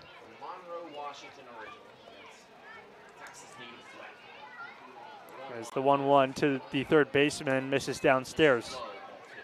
Webb, a late addition to the lineup today after Comerford tweaked something during warm-ups. Webb, who we've really only seen at shortstop this year, slides over to the hot corner. It's a right-on-left matchup for the first time today.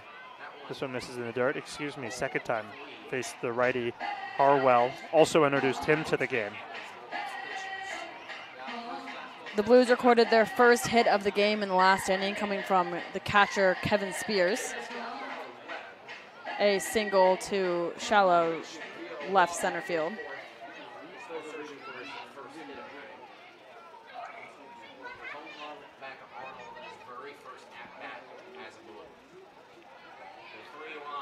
The 3-1 is fouled back.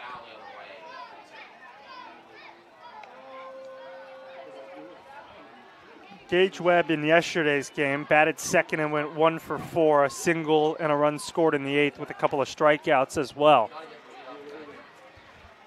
Blues have had the leadoff guy reach safely 3 times today. Have nothing to show for it in the run column. Swung on a missed. Good changeup to get Webb. First strikeout for Smolik in his first batter faced. Brings up Mader, who in a similar spot last night after the 3-hitter struck out. He hit one almost 400 feet over the left field wall in the 6th. Another if history repeats itself moments. The Blues could use it big time right now with a 1-run deficit.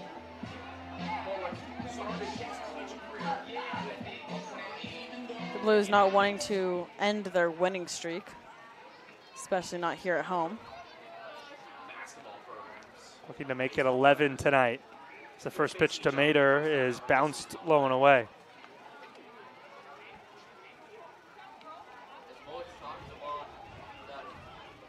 Blues offense dormant. 5 base runners, 3 walks. Check that, 4 walks, a hit by pitch, and the lone base hit from Spear. As this one misses down and away. Avoiding Mader like the Stompers have done in every at-bat since that homer yesterday.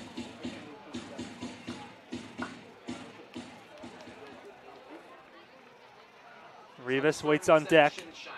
Him and Mader are the 3 due up, along with Webb in this inning. The 2-0, called strike at the knees. Way to find a spot that Mader didn't like and pick up a strike and a hitter's count.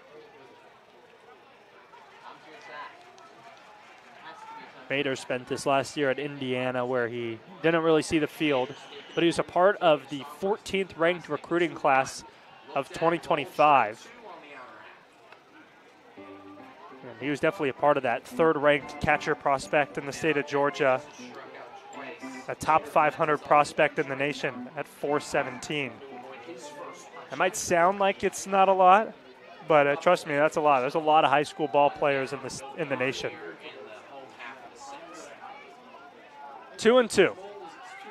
Swung on and missed. History does not repeat itself as Mader strikes out this time around. That's number 19, the first baseman, Sean Rivas. Sean Rivas playing first base today. Usually we see CJ Moran over there. We've seen him leading off quite a bit as well, but he'll get a little break in today's game. Moran just 3 for his last 30 and gets the day off as Rivas takes a strike. The Blues have only struck out 4 times today. 2 have come in this inning, and the other 2 have come from Rivas, who's at the plate and standing in the right-handed batter's box against the righty Smolik. Swung on and missed, and very quickly Rivas is a strike away from the hat trick.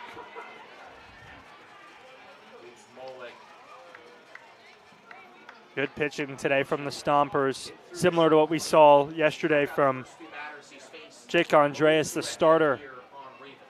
0-2 inside.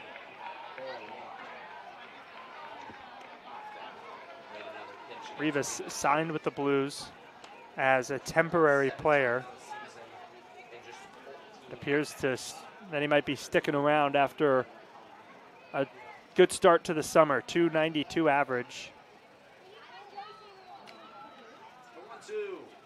This one skied into right field. The right fielder Keys was playing shallow. Takes a few steps back into his left, and it's a 1-2-3 bottom of the 6th for the Stompers. To the 7th we go. Blues trail by a run.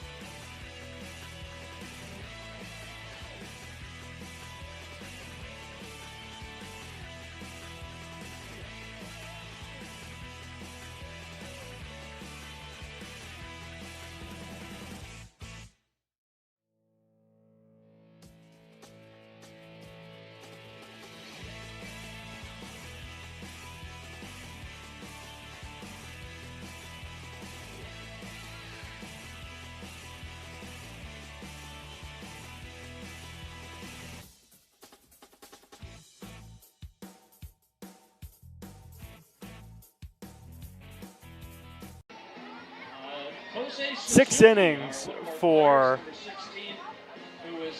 Quincy Winkler, where he strikes out 7, gives up an unearned run, walks none, and he hands the ball over to Trey Legrone III, making his debut here at Sinsheimer. He did pitch on the road this week, and he was pretty solid through an inning and a third. Big lefty from West Valley College.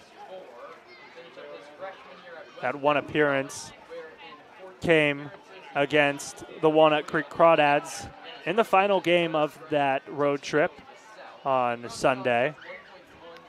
He threw those 1.1 innings, did give up a hit, no base runners at all at that. He walked a batter, but he struck out 2.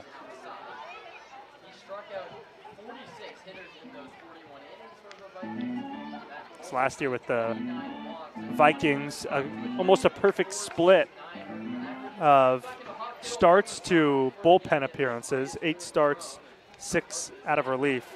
Coming out of relief today for Winkler as Vassell swings and misses at the high fastball. Good day for Winkler, who threw almost 80 or over 80 pitches.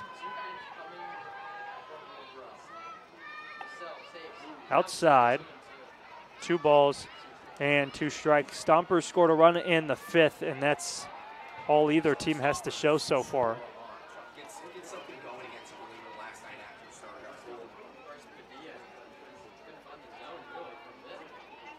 Swung on and missed. Over the top of the slider. First batter that Legrone faces is a strikeout.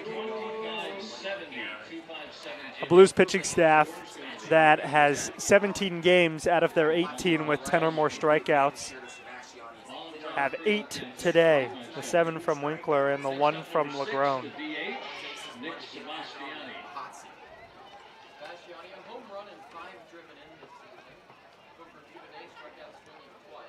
Vasciani takes the first pitch inside. 1-0 ball game, top of the 7th. SLO and Sonoma met 4 times in 2025. 3 out of those 4 were 1-run games. This one seems terrible for that same thing. Off the hands and fouled Foul down the third base. off. Cutter Gauge Webb makes the play in foul ground.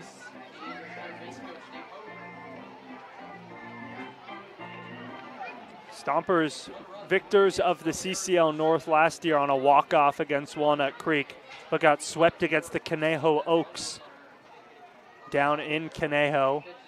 As this one's looped to third, Webb gets his first action, and the throw is on time. 2 quick outs for Legrone coming out of the bullpen here in the 7th.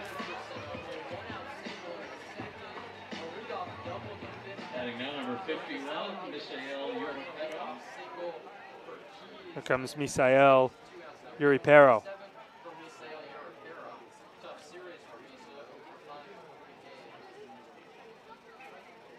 226 average this summer.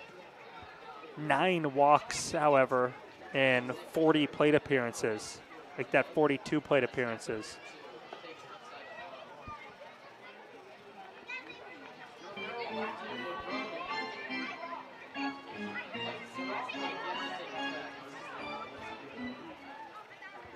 Uripero has 3 strikeouts and 5 tries here at Sinsheimer this week, but he's ahead in the count, 2-0.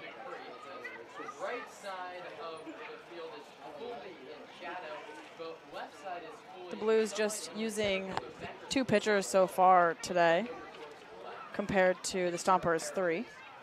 Called strike. The pitching has really been the most dominant point of this Blues team. They have scored 122 runs in 18 innings, or excuse me, 18 games coming into today. I mean, they have 0 today, so they've still scored, 122. That's about a little less than 7 a game.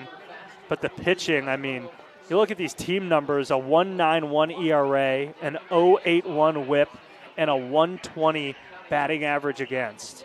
That's domination. This one's chopped weakly to Murillo. His throw is on time to end the inning. A 1-2-3 for Legrone and his debut appearance at Sinsheimer.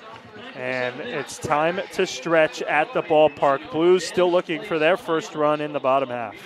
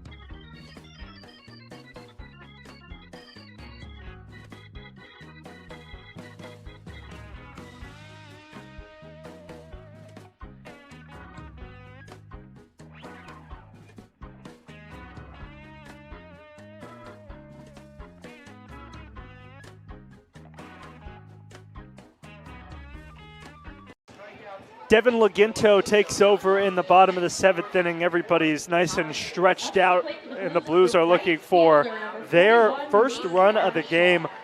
How about a couple of hits, string those together? They only got one hit so far today. Laginto pitched against the Blues on June the 2nd.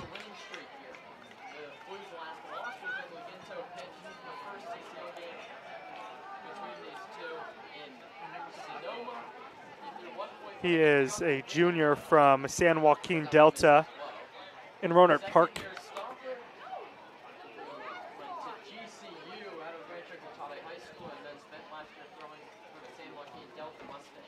Rancho Cotati, playing the NBL Oak League, the North Bay Oak League.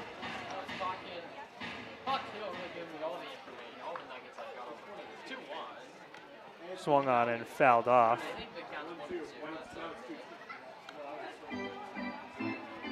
This is the 4th appearance for Laginto.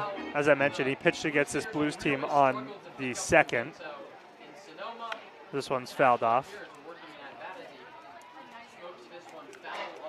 3 of the 5 batters he faced struck out. He got the win in that game against the Blues. And according to Hawk Hill, the team just really struggled to pick him up in the Sonoma Shadows out in wine country. See if they do a better job at home as Ashlock hits this one on a rope into center field, but Taylor makes the catch, ranging back.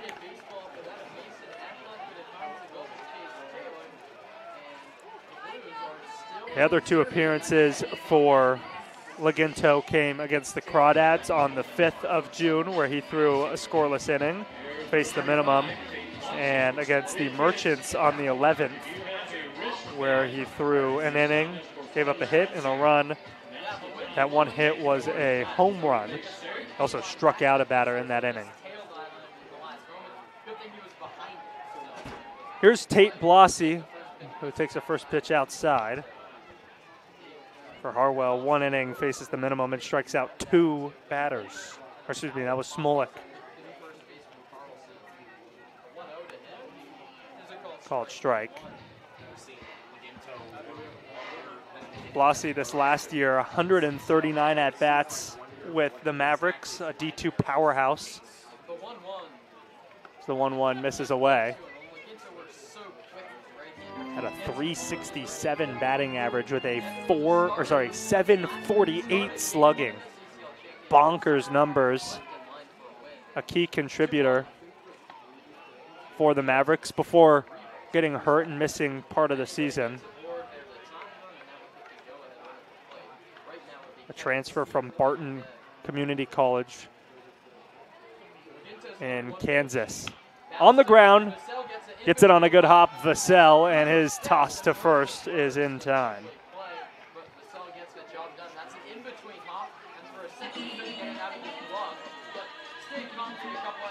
2 down. Ginto making quick work of Ashlock and Spear. Or excuse me, Ashlock and Blasi. This is Spear coming up.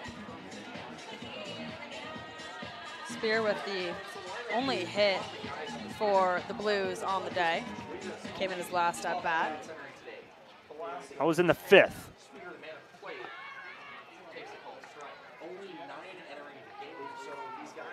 Kids, if you're part of Footloose Frenzy and you have a wristband into the third base stair, right now.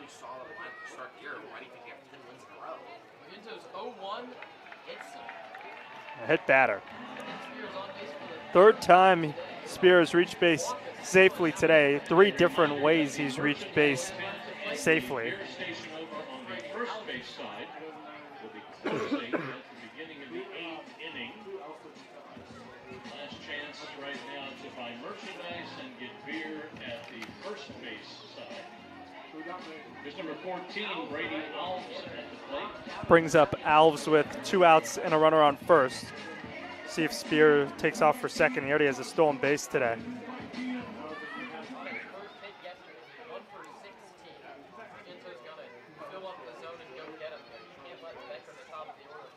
Top of the order on deck. First pitch slider comes back into the zone. Started very inside. It looked like it could have hit. Now it just drifted into the zone. Textbook front door slider from Intel. Slider off the front hip, runner goes. It's another slider. This one's looped into shallow left center field. Bass is going to make the grab to end the inning. A 2-out base runner gets stranded, and the Blues are 0 for 5 with runners in scoring position today. And through 7, it's still the Stompers by a run.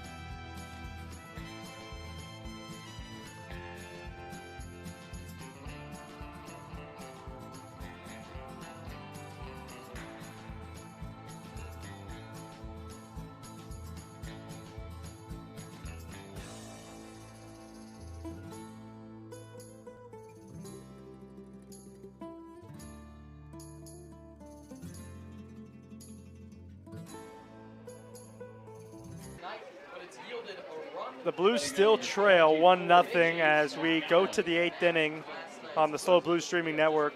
Ryan Giacomini here, joined alongside Addy Daudet. The Blues have double-digit wins in a row and sit in first place in the CCL North, but are at risk of dropping their first game in quite a while. Last time this Blues team lost was to the Stompers on June the 2nd, 15 days ago. These two teams have split all of their last 4 series. The only exception to that, the one game that Sonoma played down here last year for the CCL playoffs, which they won. Out of that, a split earlier this year, and then both series in Sonoma and here in SLO were split 1 game each. On the ground, Cutter Gauge Webb has it. His throw is on time to first. Very strong infield defense on both sides. There's one play You that kind of have 3 shortstops in the infield for the Blues with Alves Murillo and Cutter Gauge Webb.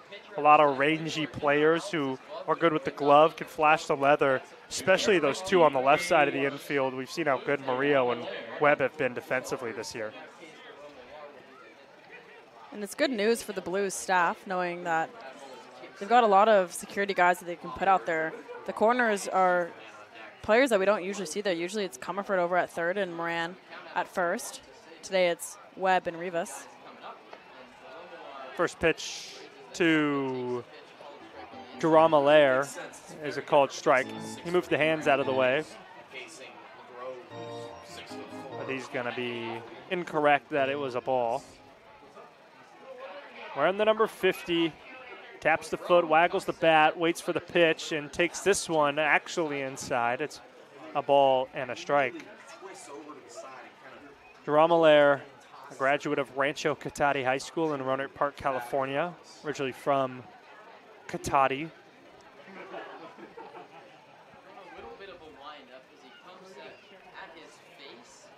out of eligibility at the 2-year level in the portal as he chops this one foul. One ball and 2 strikes to Hayes with one shortstop today for Zach Bates.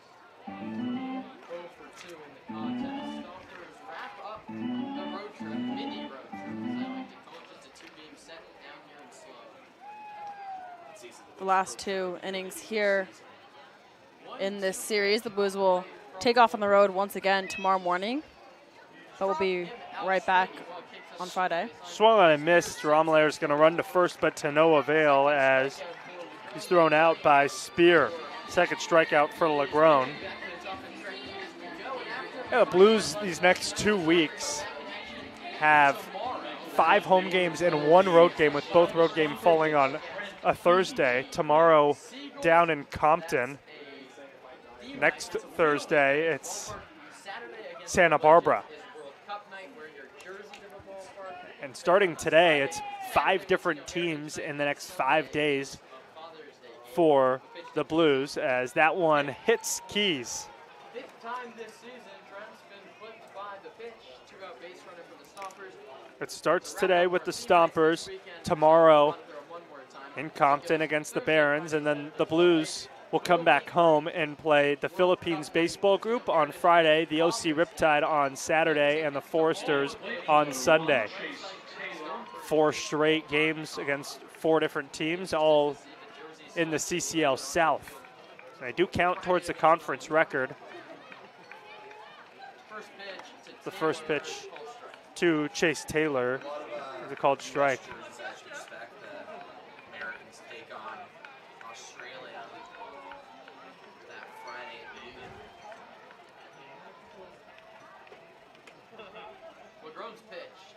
Popped up, shallow left field. Murillo is going to have a beat and make the grab to conclude the top of the 8th inning. The Blues are still looking for their first run in the bottom of the 8th, and they only trail by 1 thanks to the pitching staff so far.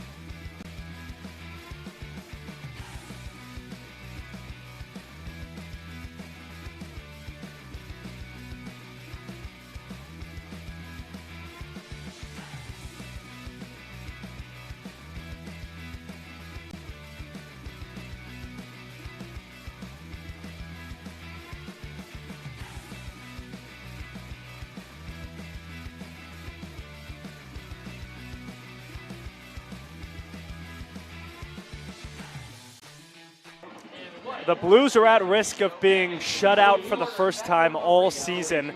They have the 8th and the 9th. Lysing, they only trail by 1 thanks to a great day on the mound from Winkler and Legrone. 1-3-0.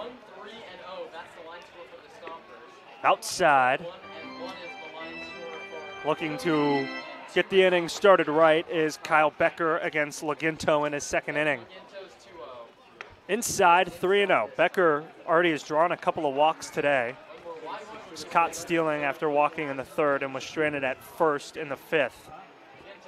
Also flew out in the first as he takes a get-me-over fastball.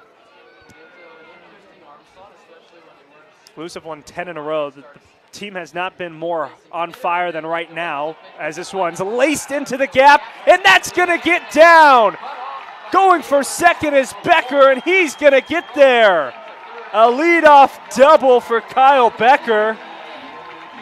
Just what the doctor ordered.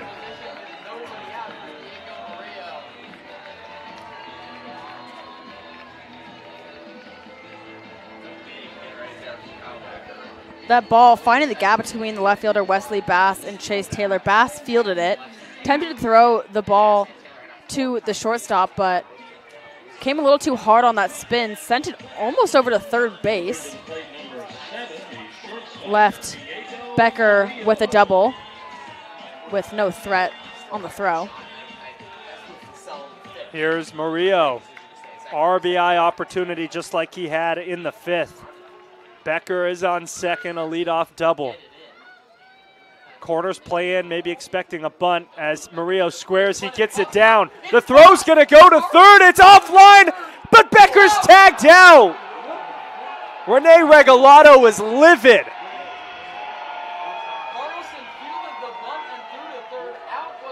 And here comes Dean Traynor out of the dugout.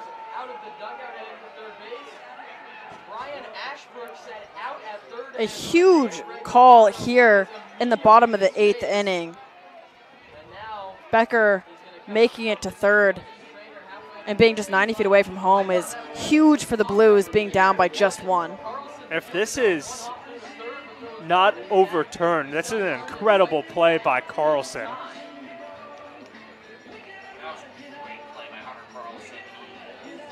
I think obviously Dean doesn't have a great angle there, but I think he's more concerned with how did the throw go all the way to the other side of the bag, and now he's in the face of the third base umpire. Dean hasn't been thrown out yet this year, but he might be thrown out right now as the umpire looks to calm him down. Becker's gonna be out.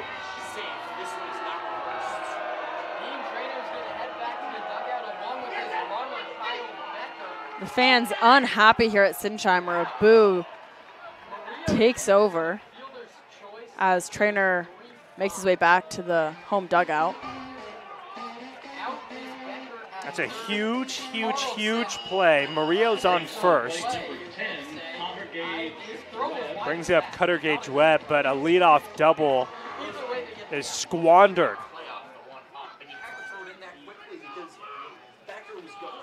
A great play by Carlson. Throw to first is not in time.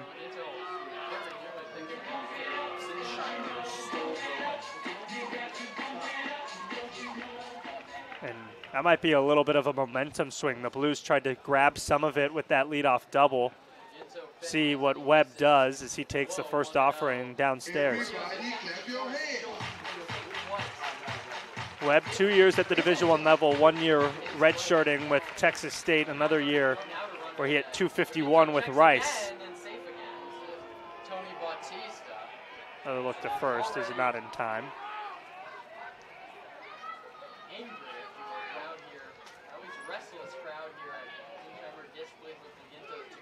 Good speed on first in Murillo. As Webb pops this one up, it's going to get out of play. Chase it if you want. I wouldn't be surprised that it could be a 4-out situation for him. But 3 foul balls are sponsored by the Wallace Group. Webb, a late addition to the lineup, has walked in the fourth, struck out in the sixth, and flew out in the first. 1-0 Stomper lead, 1 on, 1 out. One of 7 Blues to reach base safely today. Runner goes, the throw down is in the dirt and in time. Got him too.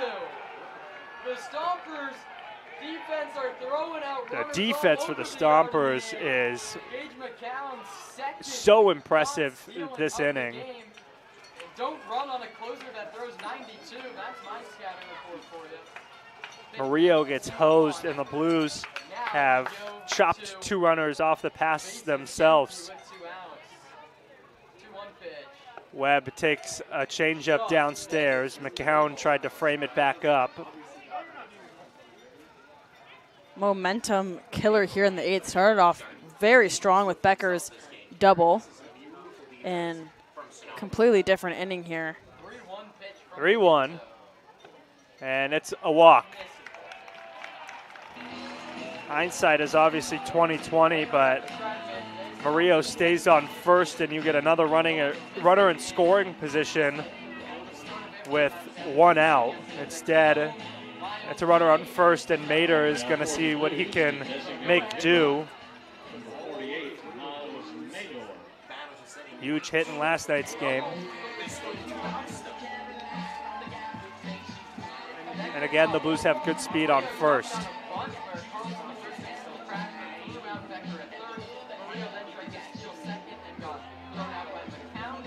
A tough situation to run for sure. We just saw Murillo get gunned, obviously, but Laginto can touch the low 90s with that fastball, and then you have a pitcher behind the plate. The first one misses inside. Mater can reach. Rivas waits on deck. Caught yesterday, designated hitter today, originally from Atlanta, Georgia, looking to come up big here in the 8th. Slider called strike. 4th appearance of the year for Devin Laginto. Cutter Gage Webb has 5 steals without getting caught. See if they test McCown's arm again. The 1-1. 1-1 has popped up. This one's going to stay in the ballpark. It's in foul ground and a long run for everyone, and no one is going to get there.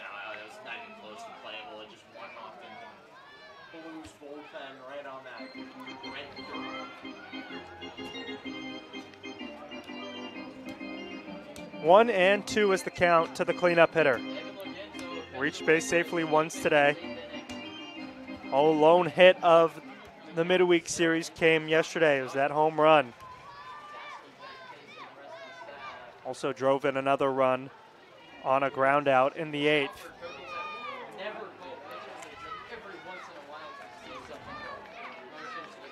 The Blues with 9 base runners on the day haven't been able to capitalize on any of them.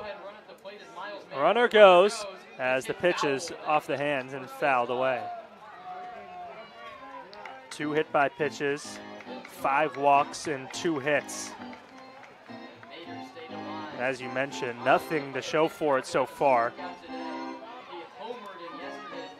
They are 0 for 6 with runners in scoring position.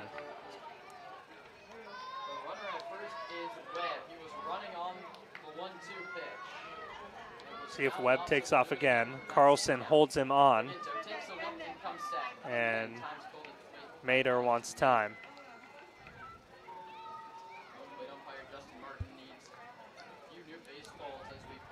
In the bottom of inning number 8, the Stompers doing anything they can to salvage a season series split with SLO. Mater, 6 foot, 207-pound catcher, graduate of Pace Academy.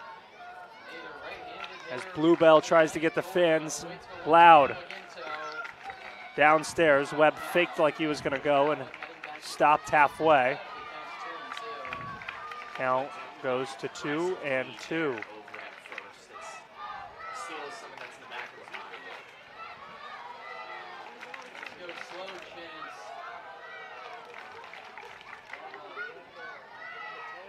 A few faithful stay as the shadows consume the field. Webb goes, it's fouled off. Good fight from Mater.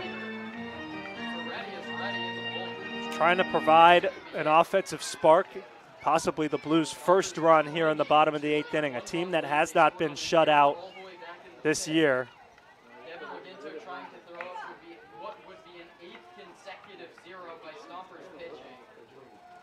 Have shut out the Stompers twice this season. They haven't shut out any other team. This one's down and away. They're going to let Webb have second base. And it's a full count to Mater. Now a decision with a base open.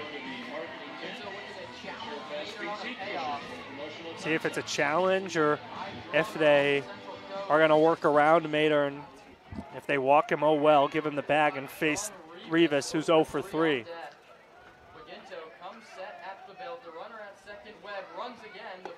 Pitch is down and in. A long at-bat that is won by Mater. As CJ Moran is going to come in and hit for Sean Rivas.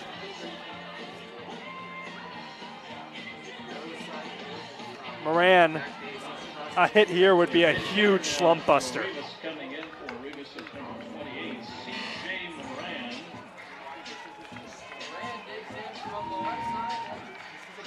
Moran reached base safely, stole a bag, and scored on an catcher's interference in the 8th inning yesterday.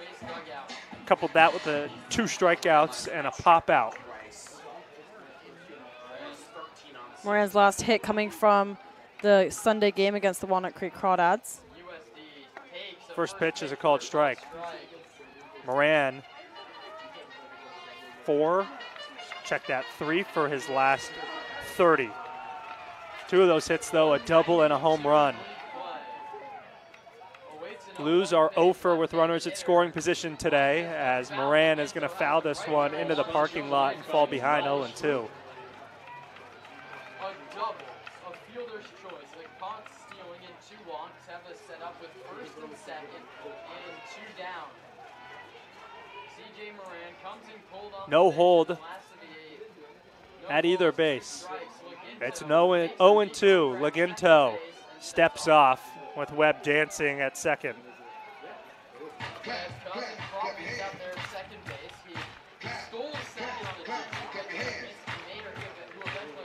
Blues left a runner on third in the 4th. Same thing in the 3rd. Left a runner in scoring position in the 5th, as Moran takes that one just outside.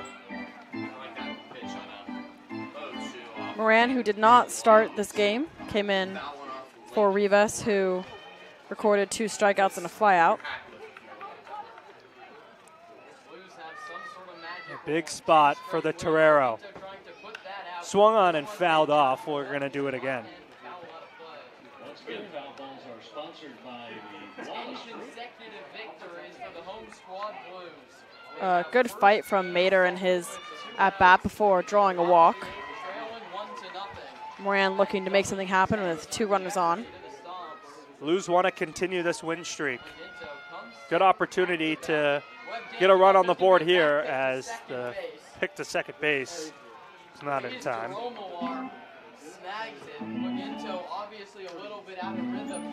Laginto kind of getting distracted out there at second base by Webb, who's dancing around. Still no hold at first with Mater in a runner stance. As this one is hit into right field, it gets down. Webb is going to get rounded home, and he's going to score. The Blues tie it up. It's a pinch hit single for Moran.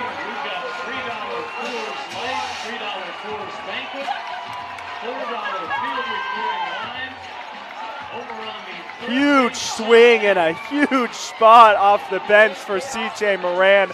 That might be the slump buster. Moran getting the fans here on their feet,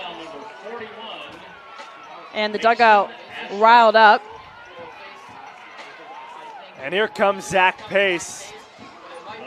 And that's going to do it for Devin Laginto. The Stompers are going to make a call to the bullpen after the Blues tie it up on a Moran single.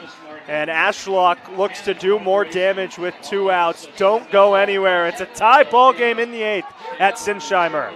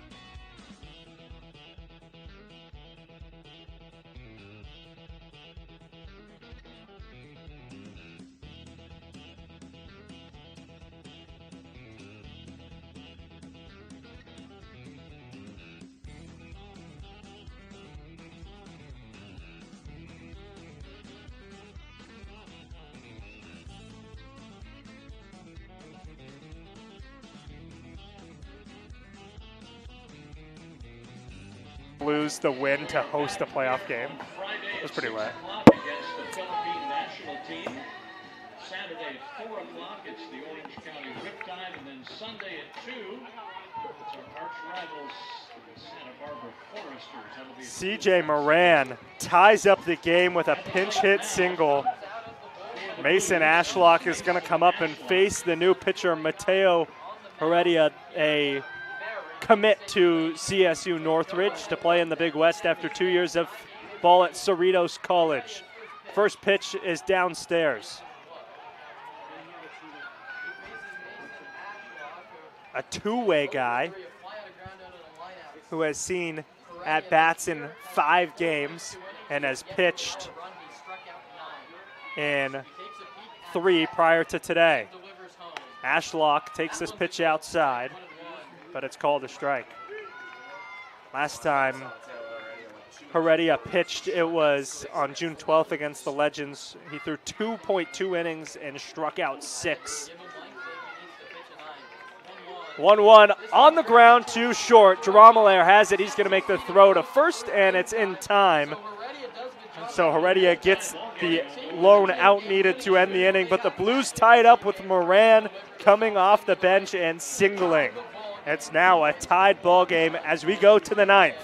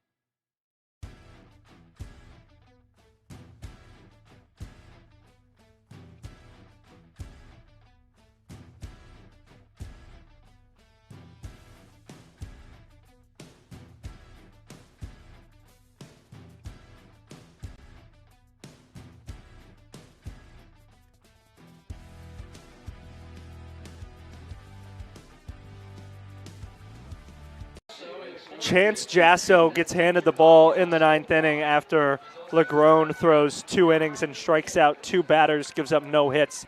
Jasso making his 9th appearance of the summer, which is a very impressive number considering this is just the Blues' 19th game. He's thrown 8 innings, given up 3 hits, no runs, 3 walks, and 12 strikeouts. The only Blue with a save this year. He has 3 of them. Not a save opportunity here. He's looking for a win if the Blues can walk it off in the bottom of the 9th. But first they need to get a 0 from Sonoma as Hunter Carlson takes the first pitch outside.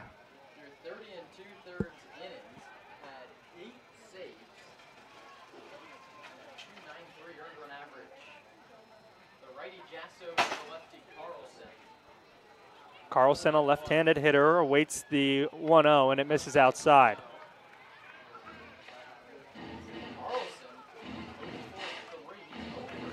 Chance Jasso pitched a few times on the road trip. Excuse me, just once. No, twice, a few times. It'll say twice is a few times. at Menlo Park in the first game and at Walnut Creek in the last game. 5 strikeouts and 6 batters faced.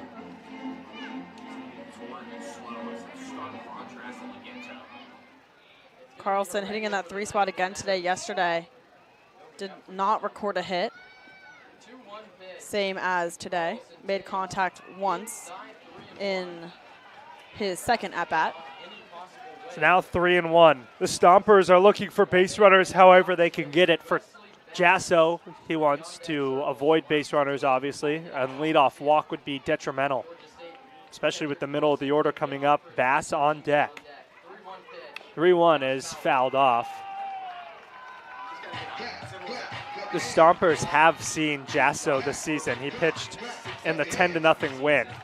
He threw 1 inning, gave up a hit, and struck out 2.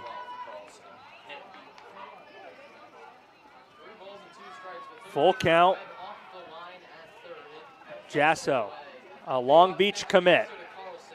Gets a chopper to second. Alves will field it and throw it to first. It's in time.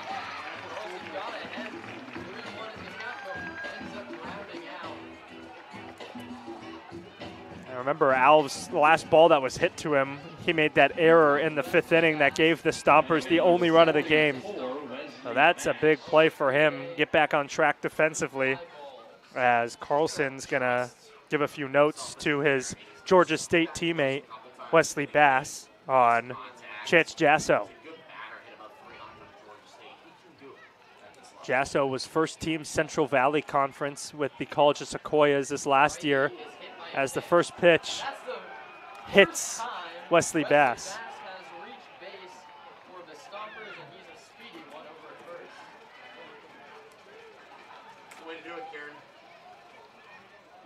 Jasso, 8 saves this last year. Like I said, not a save opportunity, but looking to hold it at a 1-1 game. Hit Bass. Some speed, 4 stolen bases this year with Georgia State. He has a go-ahead run on first with the lefty Vassell stepping in. A double sandwich between some strikeouts as he takes a fastball outside for a ball. Vassell, the only run for the Stompers today in the 5th inning after a double got him on.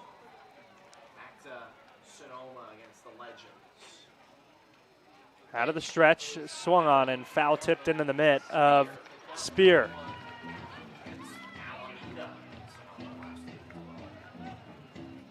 If the Blues will come up in the 9th. It's going to be the bottom 3 in the order, Blasi, Spear, and Alves. We'll see if they need to fight back into the game or if they're looking to walk it off.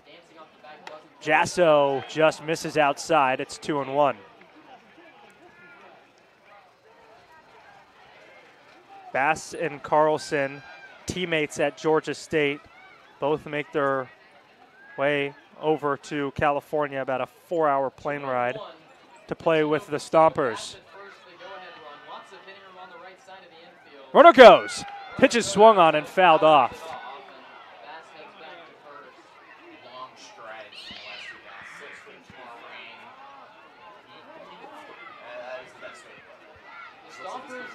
Jasso has been the save man. High leverage spot. Tino Vassell, 4 strikeouts in these 2 games. Short lead off first with Moran now holding. As, did he go? Yes, he did. I believe Vassell was rung up on strikes by the home plate umpire. That gives the Blues their 9th strikeout of the day.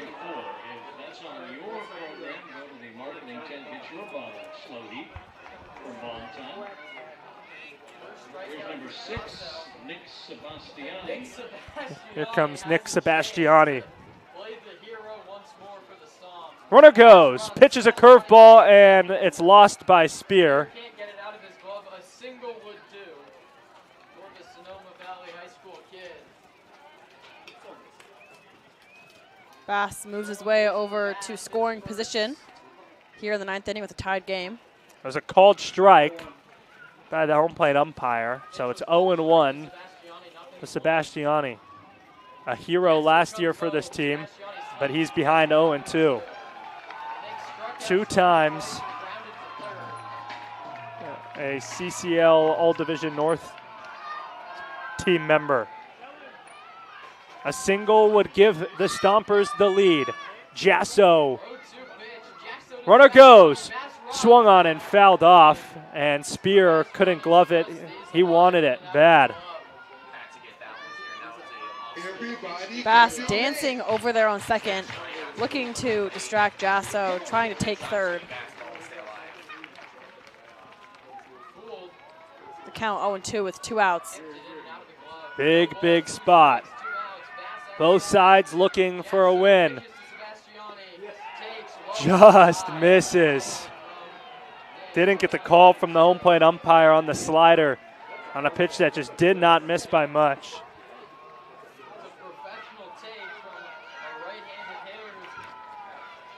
So it's another 2-strike offering to the designated hitter, Sebastiani. Another slider, same spot, and it's 2-2. Great takes from Sebastiani. Looking for a new place to call home and has a chance to impress some 4-year clubs right now. Huge lead off second. The throw to the plate is fouled off. Now battling big time. This will be pitch number 6 coming up.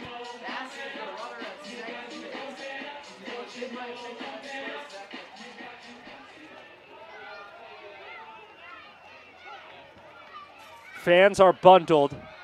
Want to see a walk-off. But first, Sebastiani's in the way.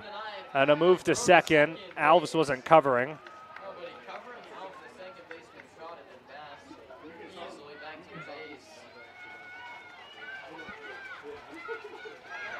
Oh for 3 today is Sebastiani. 2 strikeouts, both against Winkler, and a ground out against Legrone. Runner goes. Slider popped up and out of play.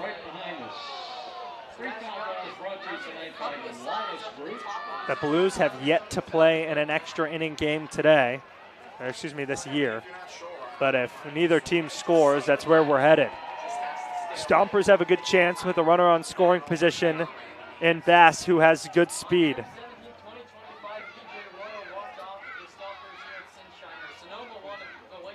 2-2. Swung on and missed. Jasso strikes out Vassell and Sebastiani. It gives his team a chance to walk it off in the 9th. It's the bottom of the order. Flossie, Spear, and Alves due up with a chance to win their 11th straight.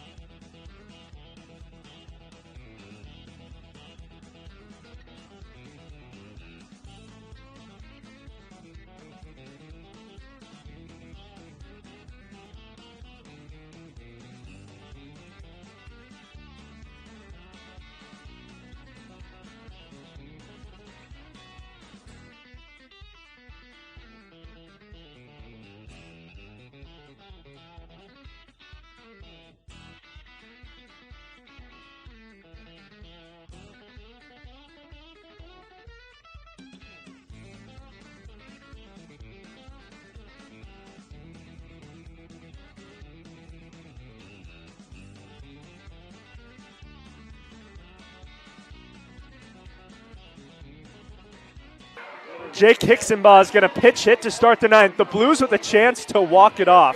Blossy an 0 for 3 day. It's still Mateo Heredia out there.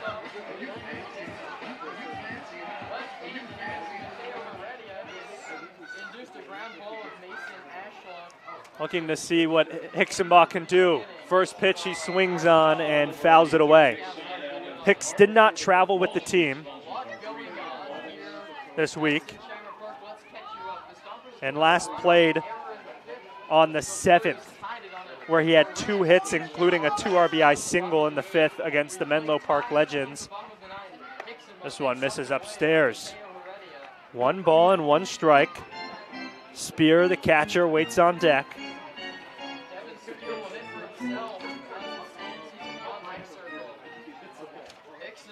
Hicksenbaugh has been very solid for the Blues this year, a .308 batting average. As he checks the swing and it crosses up the catcher who couldn't catch it, and it hit the home plate umpire, Travis Martin. Check that, Justin Martin is the home plate umpire. The home plate umpire didn't signal anything, but to be fair, there was a baseball coming straight at his gut. Catcher gave me a little mound visit to let the umpire take a breath. So I think they're going to say that pitch was fouled off, and it's a ball and 2 strikes to Hicks.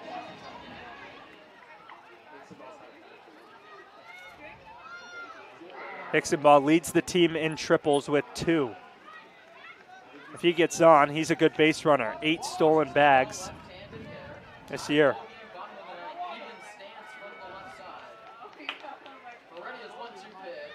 Up and in, and it's 2 balls and 2 strikes. Hicksenbaugh, this last year at Colorado State University Pueblo, did not play in the field, and the umpire is going to correct the count. It's 3-1. As Hicks swings and misses at a fastball, and it's full. On deck, Kevin Spears, the catcher who's reached base and every time. Once from a ball, once from a single, and once from a hit by pitch. Full count. Heredia out of the windup as his offering is hit well the other way, but it's going to stay in the yard as Bass drifts back into his right for the opening out of the 9th. Brings up Kevin Spear. Batting down number 15, Kevin Spear. Spear has reached base safely all 3 times today. Him and Becker have both reached base safely 3 times, and he has one of the 3 Blues hits, a single in the 5th. Has been stranded on first, second, and third base today.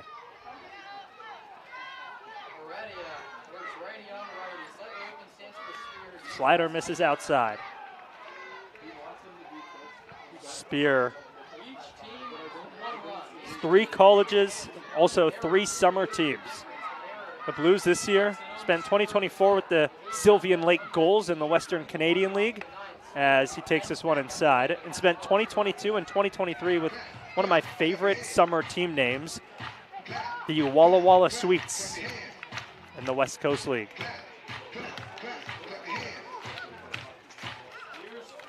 Spears, a Washington native. Swung on and missed. 2-1. Heredia has fallen behind in both at-bats today, but got the out against Hicksenbaugh.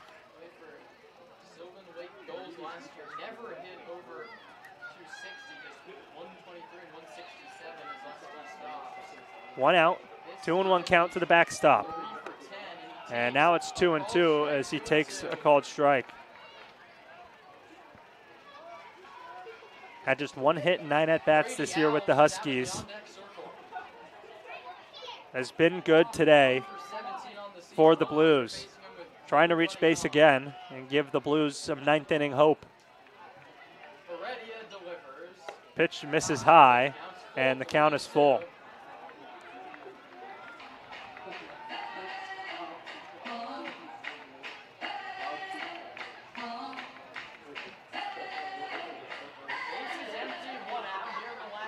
Nobody on.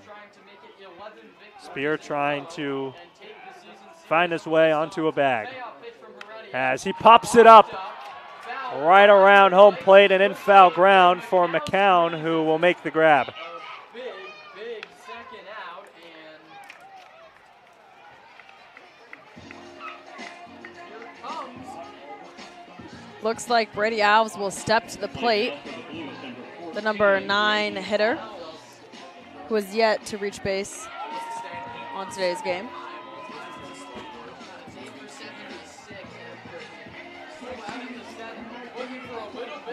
Alves had a RBI hit in yesterday's game, not an RBI spot unless he can put one over the wall here at Sinsheimer. But looking to keep the inning alive with the top of the order and Becker on deck. Against Heredia, he takes a sinker for a called strike.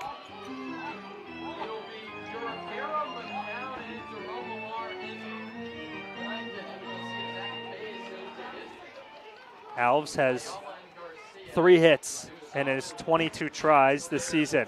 25 if you include today, as a slider is a called strike. 0-2 for the second baseman, Alves.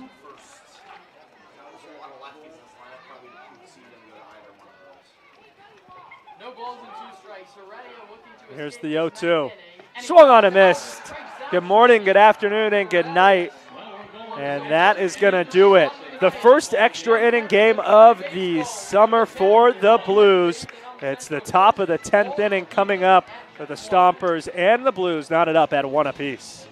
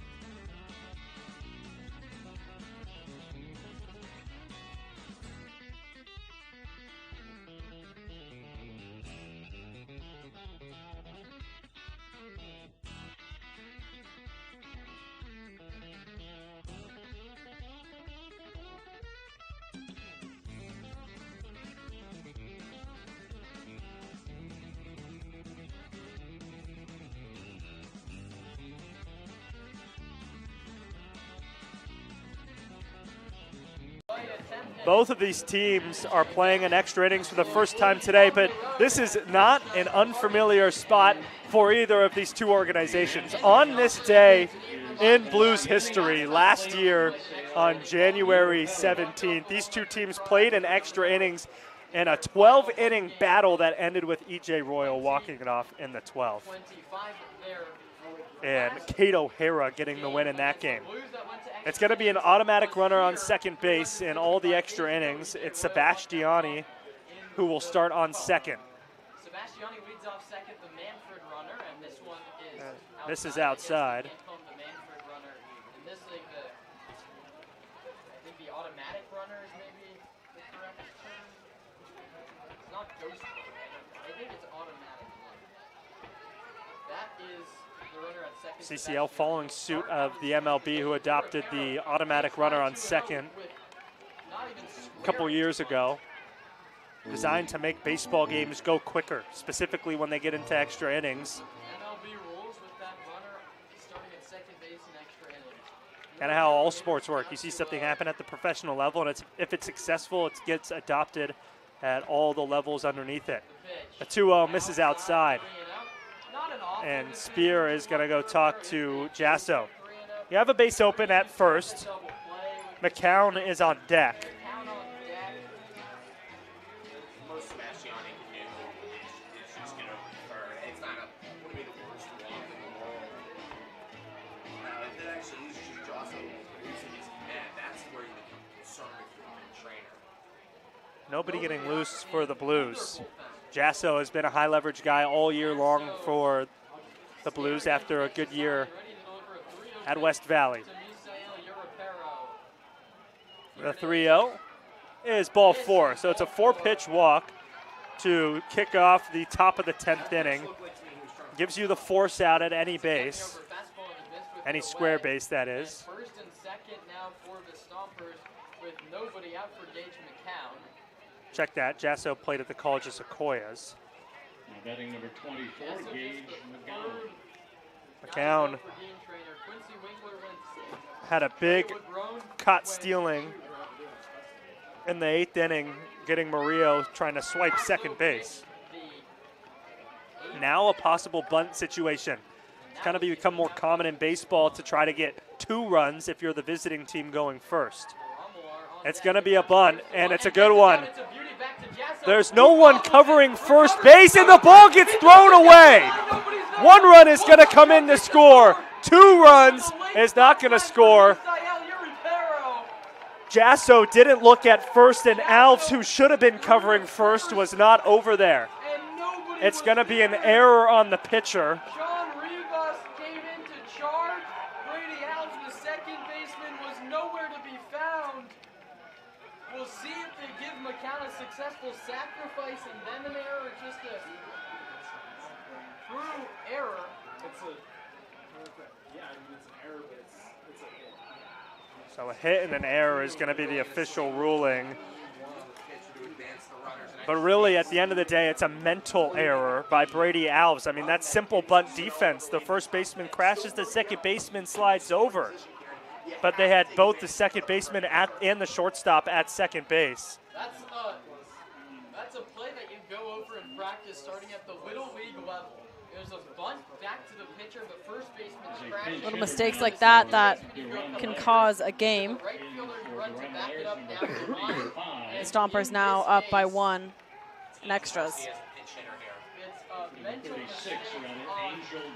Angel Garcia is going to hit for K's Geramalaire. Blues already trail by a run now with no outs. This one's chopped back to the pitcher. Jasso's going to run and flip it to first to get the out with no base runners advancing. That's a huge out, but the run already in.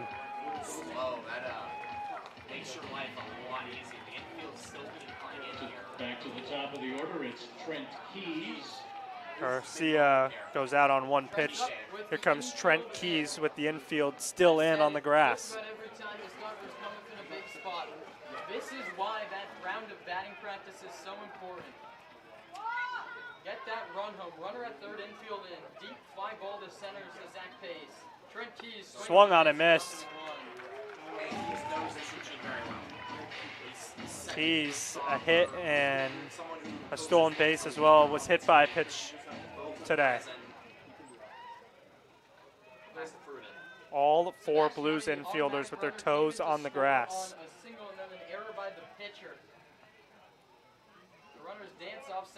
Swung on and missed. 0-2, a huge strikeout spot here. And Jasso's 1 strike away from getting there. Gets the leadoff hitter, Keys. A D1 bounce back with the college, or San Joaquin Delta College rather. 0-2. Outside. I like the spot there. You get 2 swings on 2 pitches outside, and you go back there with the 3rd offering. It's a 1-2 count to the left-handed hitter. The Blues are at risk of losing their first game in 15 days. Stompers trying to add on to their 2-1 lead. Swung on and fouled back. Gage dancing over there on second, trying to distract Jasso. Jasso not even looking back as the whole infield's playing in. McCown a run in the 5th on an error and a run in the 10th on an error. That's how the Stompers have scored. Outside, it's now 2-2. First base open. Now there is a righty getting loose for the Blues.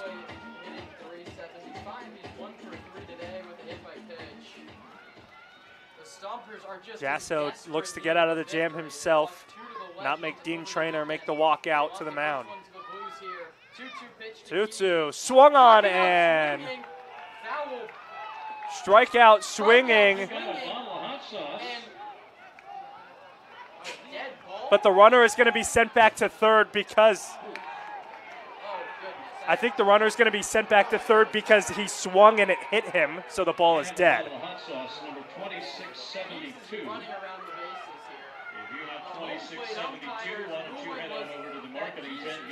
Keys, who just struck out swinging, now puts himself on second. He can't run on that pitch?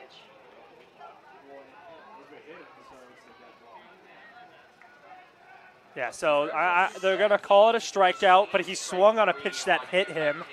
And as soon as a ball hits a player, it's a dead ball. So the runners are going to have to stay where they're at. He would have first, and the runners would still be at second and third. If he's lifted his hands, the ball went to the backstop, I think. And the umpires are going to meet here and reset everyone to their bases. I think they had it. That is going to be the confirmed call. Zach Pace immediately jumped out of the dugout to talk to the umpire, but swing and miss by Keys on a ball that hit him. pretty clear cut. I mean, that happens anywhere in the field. If anyone gets hit with the ball who's on offense, it's the play's immediately dead. It acts just as if he didn't swing and the ball hit him. The players wouldn't be able to advance a base on the hit by pitch. But that's a big break for the Blues, who now have 2 outs. The infield can back up. And Chase Taylor needs a hit for the Stompers to add on more here in the top of the 10th. To add to what's just a 1-run lead, and that tying run will be at second base automatically. First pitch, outside. Stompers got the automatic runner in, Nick Sebastiani, on an error from Jasso on the mound. Taylor ahead 1-0. Error came on a bunt by McCown. Pitch to Taylor. This one misses Outside away. Again, 2-0. Hitters count for Taylor with the ever dangerous Hunter Carlson looming on deck.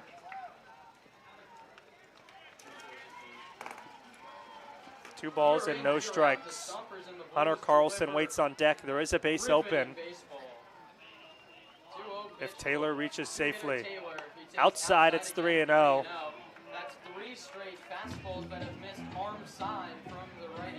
Carlson is a very dangerous hitter, but if you do walk Taylor, you get a force at any base to make it a little bit easier to get that third out. Third with 2 outs, no action in the Blues bullpen. This is Jasso's mess to get out of himself. Here's the pitch outside. Back pick to third is not going to be in time. It's a 4-pitch walk, second 4-pitch walk of the inning. And the bases are now loaded for Hunter Carlson. Stompers have been given yet another chance. Lefty Carlson against the righty Jasso with no place to put him.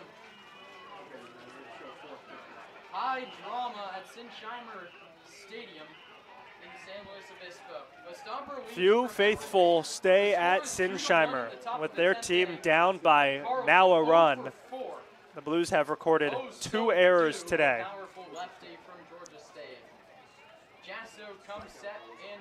Georgia State lefty takes a called strike.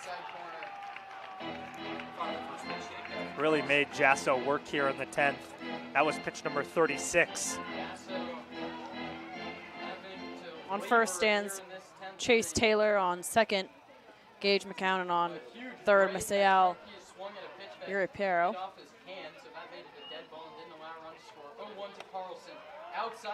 It's the top of the 10th inning. Walks as good as a hit for Hunter. That would double the lead. The ball to the outfield would be mayhem. It's a 2-1 count. 1 ball and 1 strike is the count. Correct that. No holds anywhere. Carlson awaits with the bases loaded and swings and fouls it back. Jasso a strike away from only giving up 1 run here in the 10th. The Blues are going to have the top of the order due up and Brady Alves at second base in the 10th. At third, it's Uipero. McGowan is at second. Taylor off first. 1-2. Swung on and chopped too short. Murillo is going to tag second himself, and it's in time. Only 1 run come in despite the error from the Blues. And the Blues need 1 to tie and continue this game, or 2 to walk it off in the bottom of the 10th.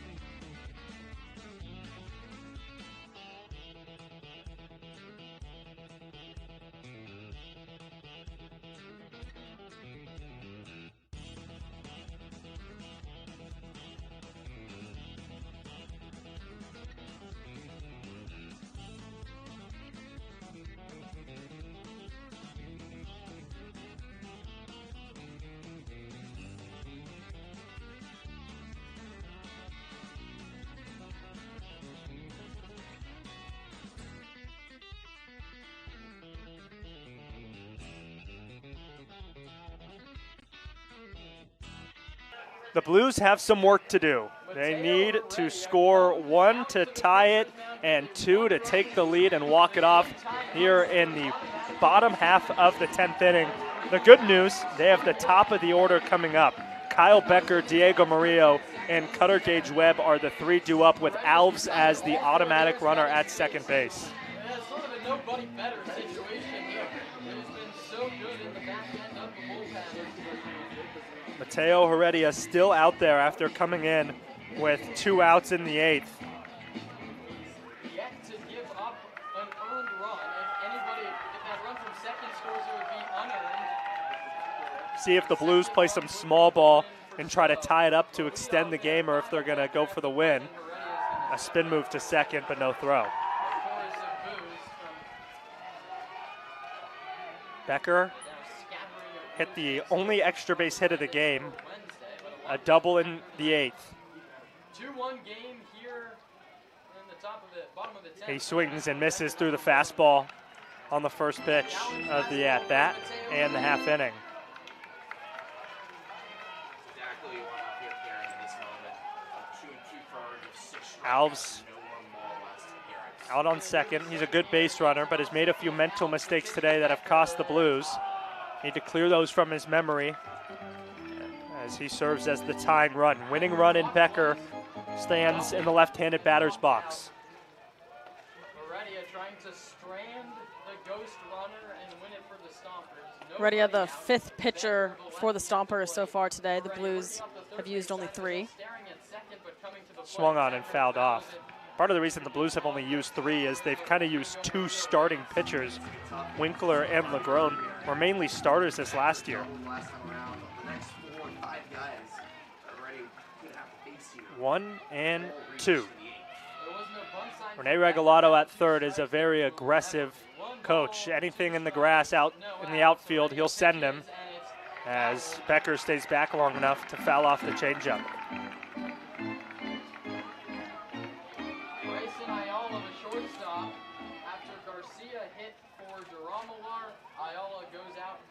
A long, cold night here at Sinsheimer. Temperatures have dropped into the 50s. 1 and 2. Called strike 3. Becker stares at strike 3 And that's the first out of the 10th. Second strikeout for Mateo Heredia, just the 6th. Coming into play now for the Blues. Brings up Murillo, a walk-off hero last year that gave the Blues a win over the OC Riptide and allowed them to host a game here at Sinsheimer for the playoffs against this very Sonoma Stomper team.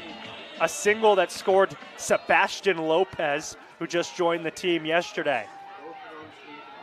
Alves is the runner on second. There's one out.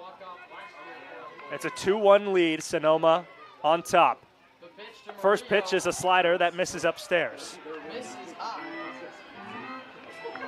The Blues have won 10 in a row, looking to make it 11, the top team in the CCL North.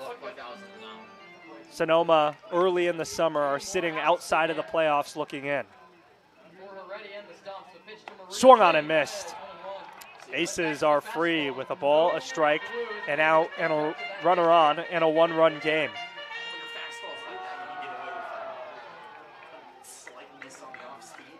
Murillo is 0 for 4 today. 2 ground outs, 2 flyouts.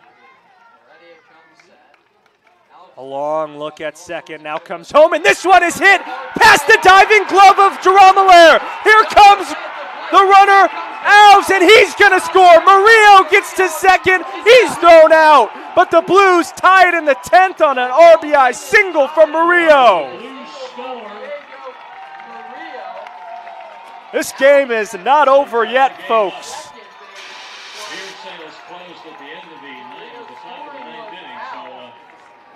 Murillo, a hero, keeping the game alive in the 10th inning. My, oh my.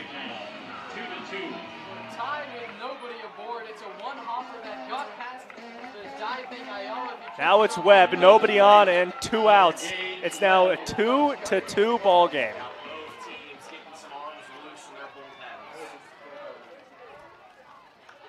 First pitch to Webb is a called strike.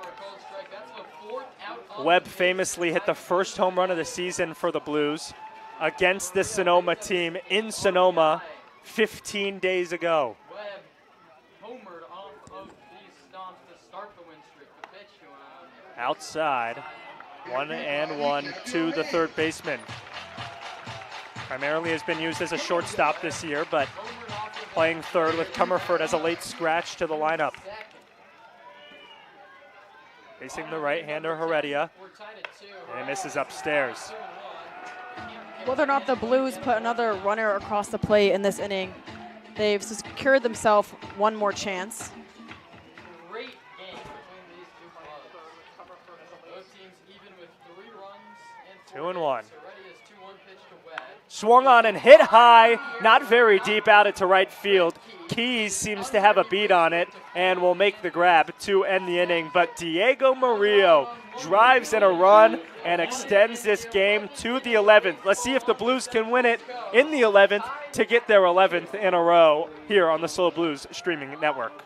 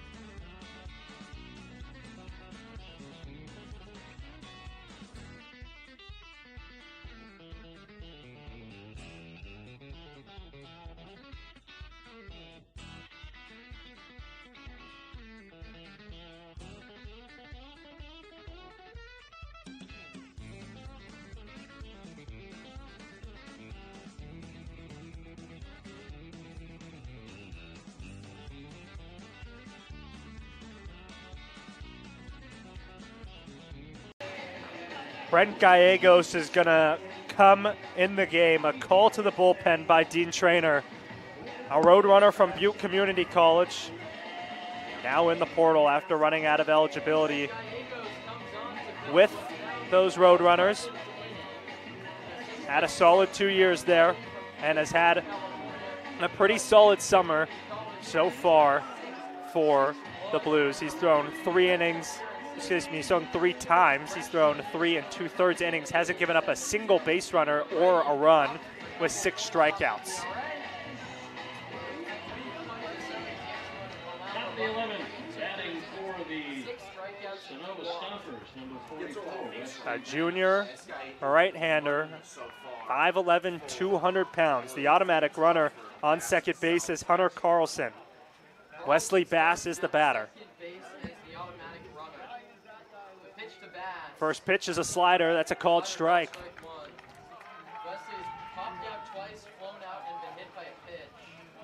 Bass still looking for his first hit of the midweek series. He was hit by a pitch and stole a bag in the 9th, but was stranded on second after back-to-back strikeouts from Vassell and Sebastiani, who are the other 2 due up in this half inning. Another slider, this one upstairs. No bunt side for Wesley so far. Stompers scored 1 in the 10th. The Blues matched it. If he gets one here, he'll drive in his Georgia State teammate from Seth. It's 1-1 pitch. There's the 1-1. It swung on and crushed, but looped foul past the third base umpire. Sponsored by Wallace Group. One of the hardest hit balls of the game by either team, and the Blues catch a break that Bass was early. Despite going into extras, the game's been going for about 3 hours and 20 minutes. Relatively quick first 9 innings, but long 10th inning on both sides, specifically the top of the 10th.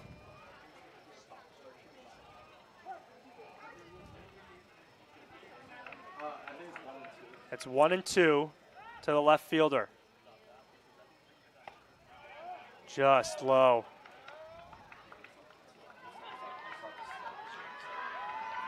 Two balls and 2 strikes. High leverage spot here out of the bullpen for Brent Gallegos, looking to keep it at a 2-2 ball game. Automatic runner on second base, however, is Carlson. Georgia State teammates with Bass, who stands in the right-handed batter's box. Swung on and missed. Huge strikeout to start the 11th by Gallegos. Strikeout 11 for the Blues pitching staff. Program, go to the marketing tent, get your bottle of Slow Heat from Bon Ton. That would be the 12th bottle of hot sauce we've given away tonight. And at the plate, number 21. Brings up Tino Vassell. Ripped the only extra base hit of the day for the Stompers. That came back in the 5th inning. He's coupled that with 3 strikeouts. First pitch, slider, can't come back enough into the zone. Spear back there is in his 11th inning catching today.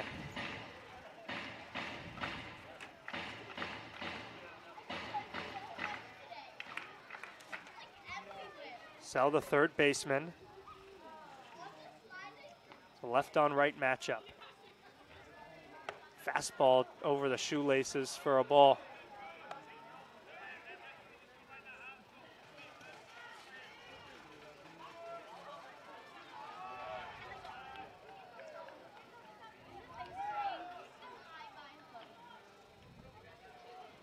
Two and oh.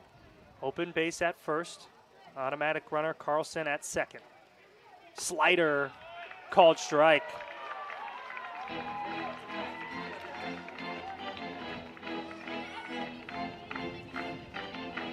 About 300, maybe 400 fans left here at Sinsheimer.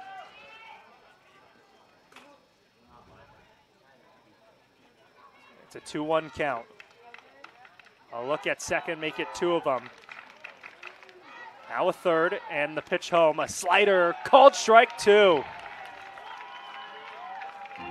Vassell looking to avoid the golden sombrero. This Blues pitching staff looking for strikeout number 14. A pitching staff that has recorded double-digit strikeouts in 18 of their 19 games. A 2-2. Backdoor slider. One misses outside, and it's full to Vassell.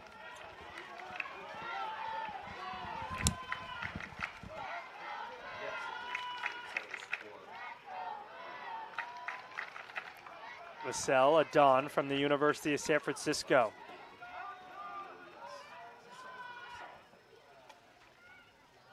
Backdoor slider is swung on and missed. Golden sombrero for Tino Vassell. It's strikeout 14 for the Blues.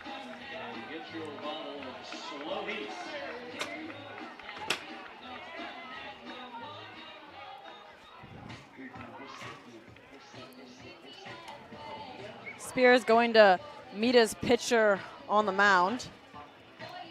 One more out sends him into the bottom of the 11th, giving the Blues another chance to end the game.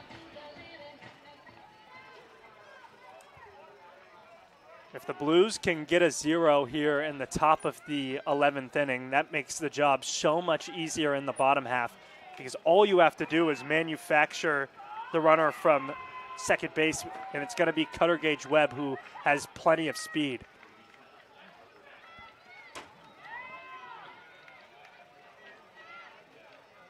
First offering is in the dirt. Spear gets his glove into the dirt. It is number 13, Ryland Heckman. Sebastiani is going to come out of the game, and Ryland Heckman is going to hit for him. Heckman also pinch hit in last night's game.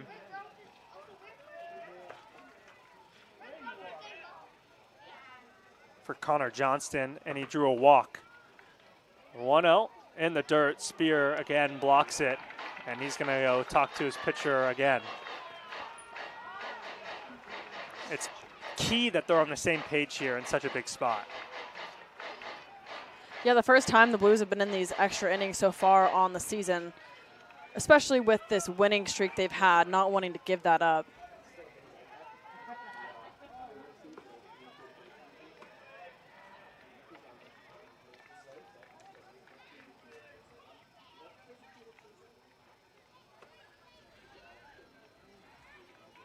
A 1-1 offering as a slider that tucks too far inside.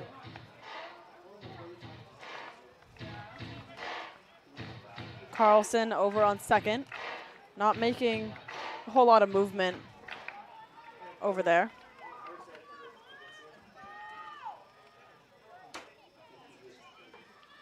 Steps off.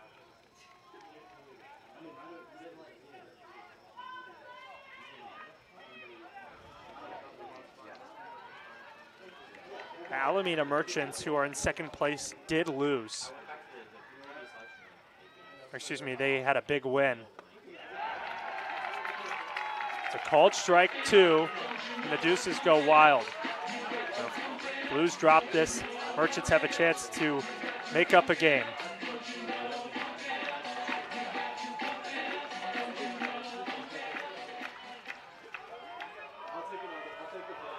It's 2-2, top of the 11th. 2-2 count with 2 outs. Here's the pitch. Swung on and missed. Gallego strikes out the side in the top of the 11th, and the Blues can walk it off. 26-59. Mater, Rivas, and Ashlock are the 3 due up for the Blues, with Cutter Gage Webb on second.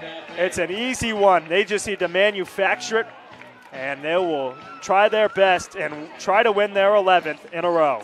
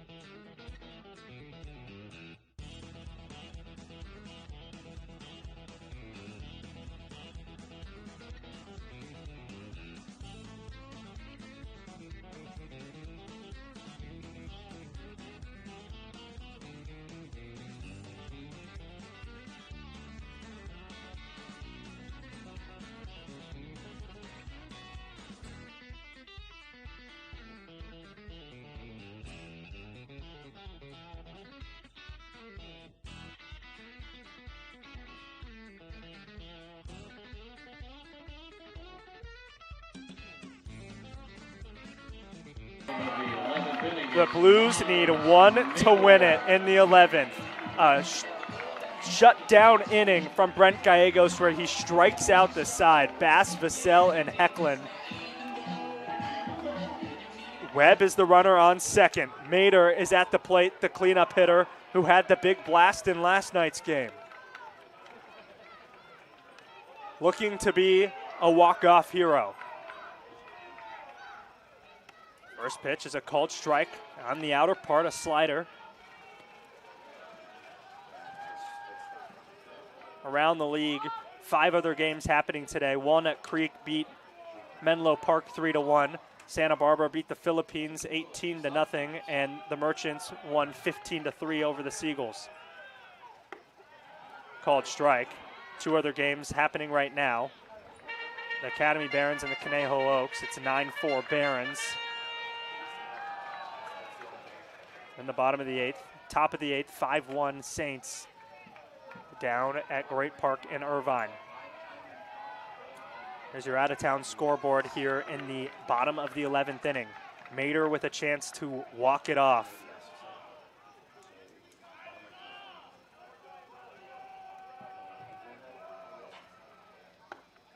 Outside, it's 1-2.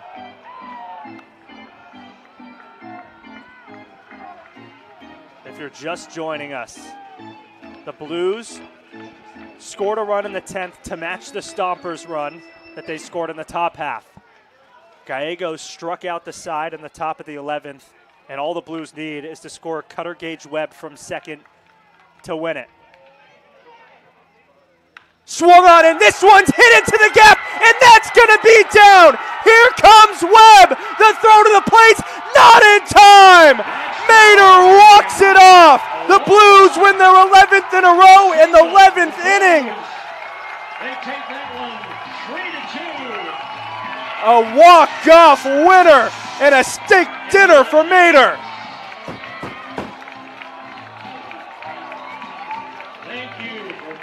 My, oh my, a game where the Blues offense was so quiet all game long, but they sweep the Stompers for the first time since 2023, and they win in the 11th inning here at home in front of the fans who decided to stick around. I mean, just an incredible display late in the game from the Blues after, like I said, just a very disappointing offensive performance early.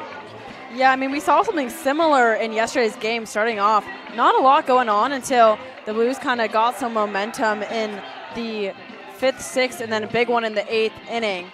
Kind of something similar, couple less Ks, but kind of same from the starting pitcher Quincy Winkler on both sides for the Blues and the Stompers, but able to finish it off there in the 11th in true Blues fashion. As you can see them down there on the field celebrating their 11th win and sweep against the Stompers. You see Mater there in the front. They ripped his jersey off in center field, and it looks like somebody's waving it around. What a special moment for this team who has truly been dominant over the last 2 weeks. A walk-off winner. And that's just a great way to end this little 2-game homestand before this team goes down to the MLB Youth Academy in Compton, California tomorrow to take on the Academy Barons. 12-2 now in CCL. But when you take out the walk-off and you just take a step back and look at this game, the pitching has to be rewarded. They gave up just 2 runs, but both of them were unearned. Strike out 15 batters. This pitching staff, a sub-2 ERA this year, and they continue their domination today. Just incredible stuff on the bump. Yeah, they use only 4 pitchers in today's game, similar to the 3 they had yesterday. Able to just get the job done. I think that's a great way to describe this pitching staff. You know, they step to the mound. You can trust whoever's up there, even if they get themselves in a little bit of a pickle, if they get themselves in a little bit of a rut. Able to work their way out. They trust their defense and able to make magic happen like they did here tonight. Miles Mater, the walk-off hero, leadoff batter in the bottom of the 11th, but none of it could have been done, like I said, without the pitching. credit to Brent Gallegos. He strikes out the side in the 11th. I think our dog of the day is going to have to go to Mater, who walks it off. But it's so hard. Like, Gallegos deserves it because you don't get to the walk-off point without Gallegos dominating in the 11th. Yeah, you can say that about most of this game. You know, they didn't get to a lot of these points without their pitching staff being able to put up such great numbers and give them a chance to make it to the 11th and make something happen. The final for the pitching staff today, they throw 11 innings, give up 4 hits, 2 runs, but none of them earned. They walk 2 batters, and they strike out 15. It's been domination after domination after domination for the Blues pitching staff. If you eliminate that error from Alves and the mental error on the bunt, I mean, who knows if Sonoma even scores today. The Blues have only given up 2 runs against the Stompers team in the last 28 innings played, 29 innings played after losing 7-2 in their first game against each other. It's just been fun baseball to watch, and it's going to continue tomorrow in Compton, a 6:05. First pitch, the final line scores here. The Blues score 3 runs on 5 hits with 2 errors. The Stompers 2 runs on 4 hits, no errors, and that is going to do it. The Blues walk it off in the 11th inning. So for Addy Daudet, my name is Ryan Giacomini saying so long from Sinsheimer, where the Blues win it, a walk-off. Tune in tomorrow, 5:50 start time for the Ancient Owl pregame show, 6:05, first pitch down in Compton. I'll be there with you. But for now,